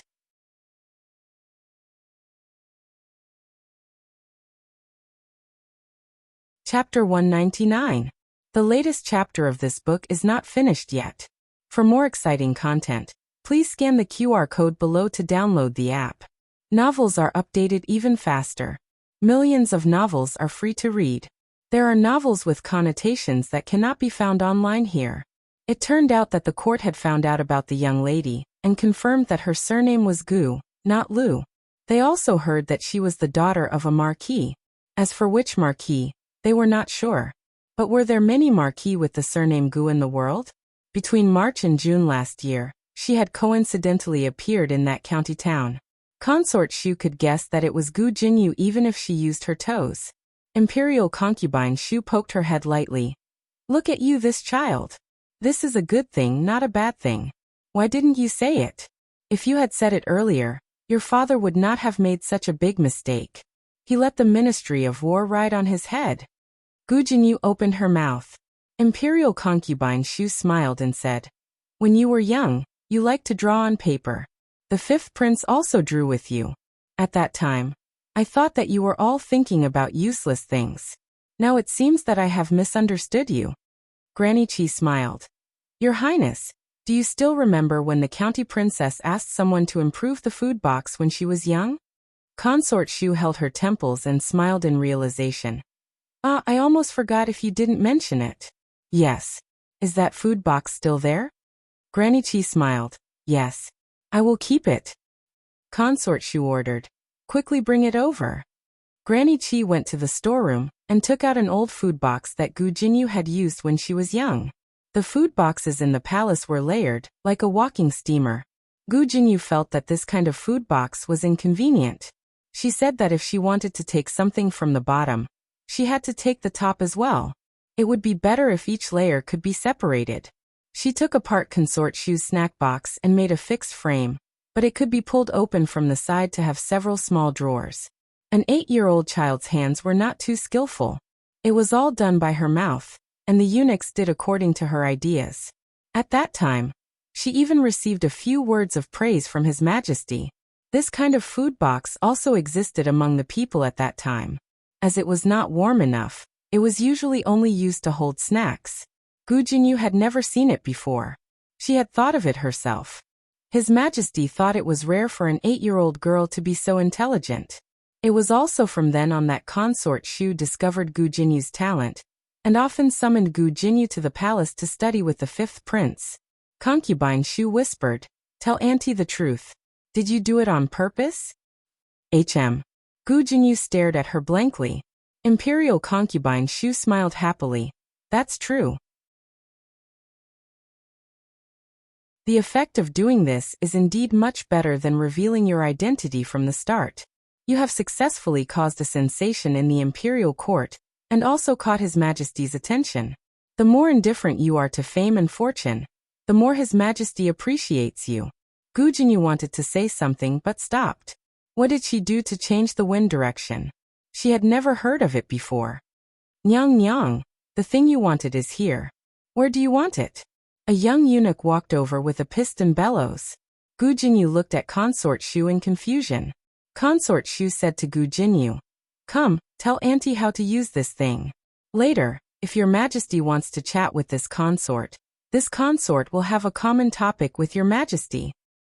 This bellows had been taken from the Ministry of War. Nowadays, there were many such bellows. Gu Jinyu had never seen one before, but she was indeed very smart. She had someone bring over tools and personally dismantled the bellows.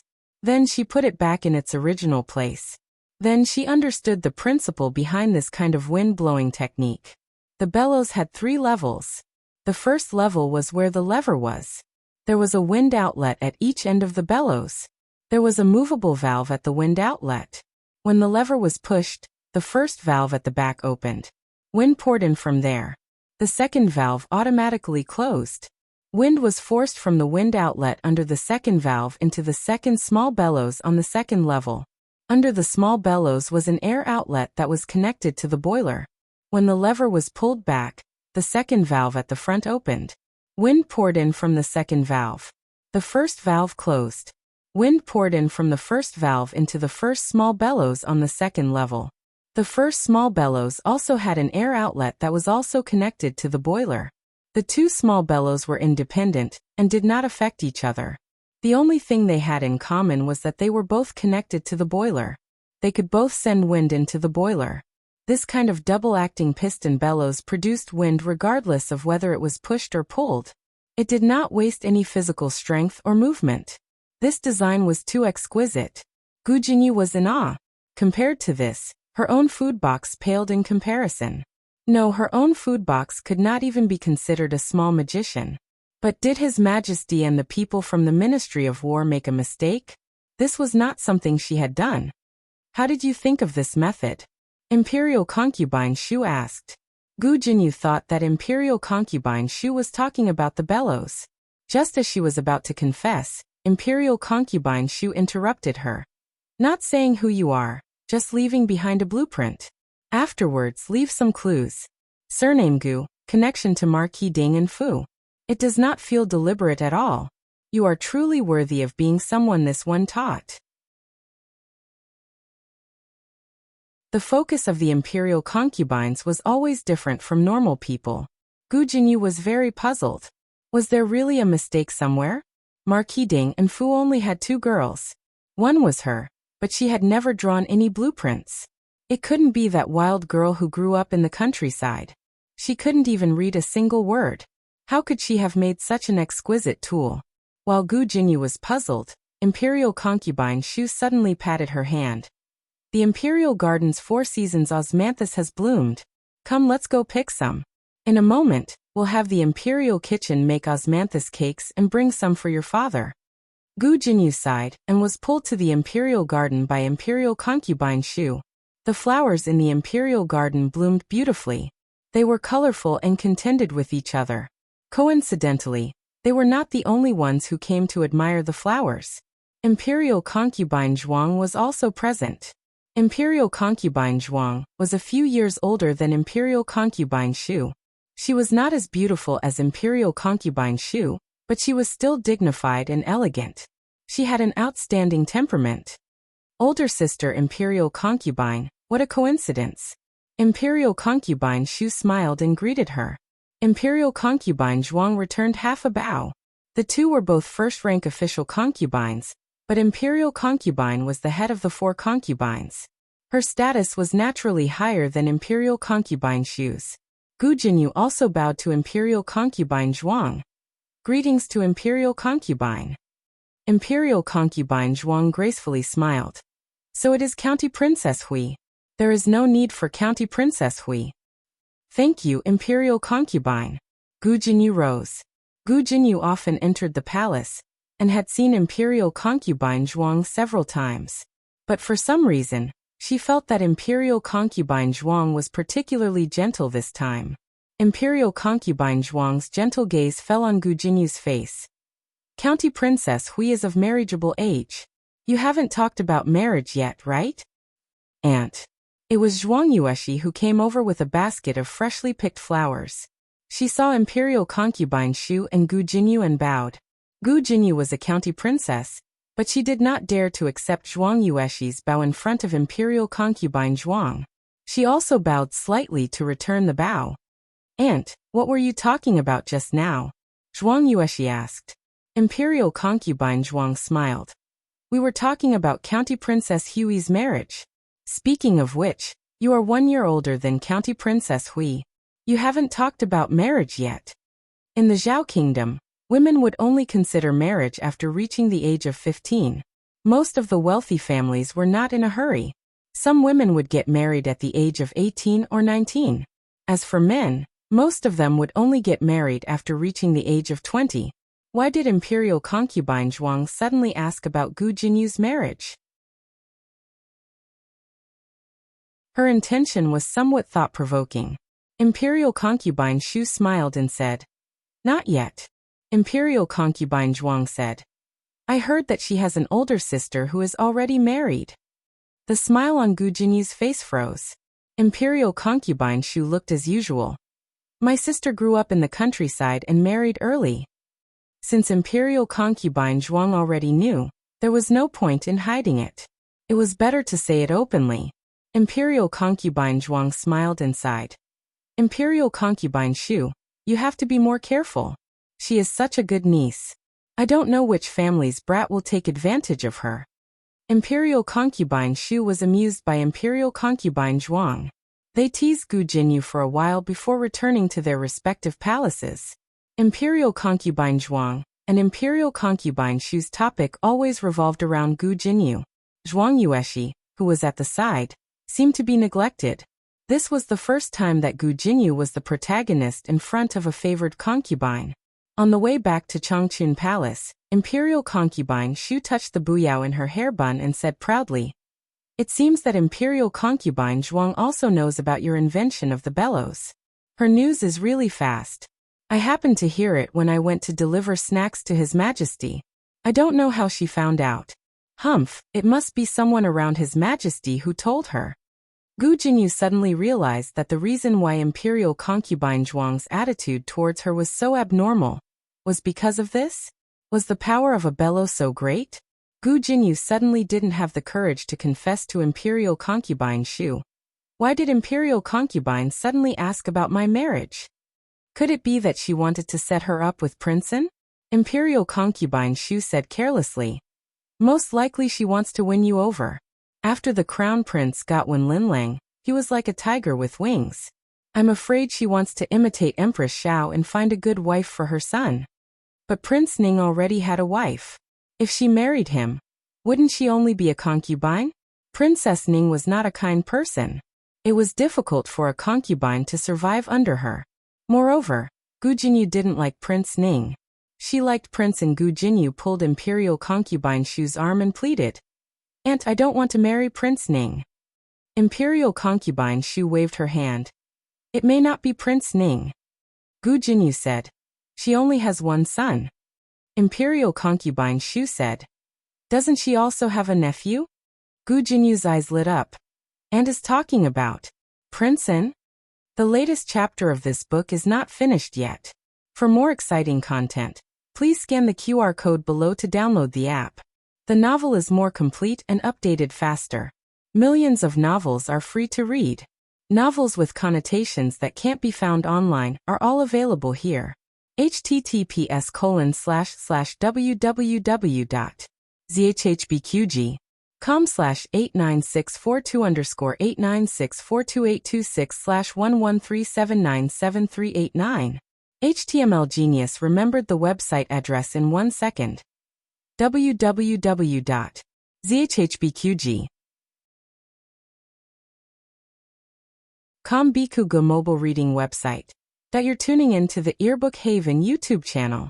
Don't forget to subscribe and join us on this journey to catch the most captivating stories.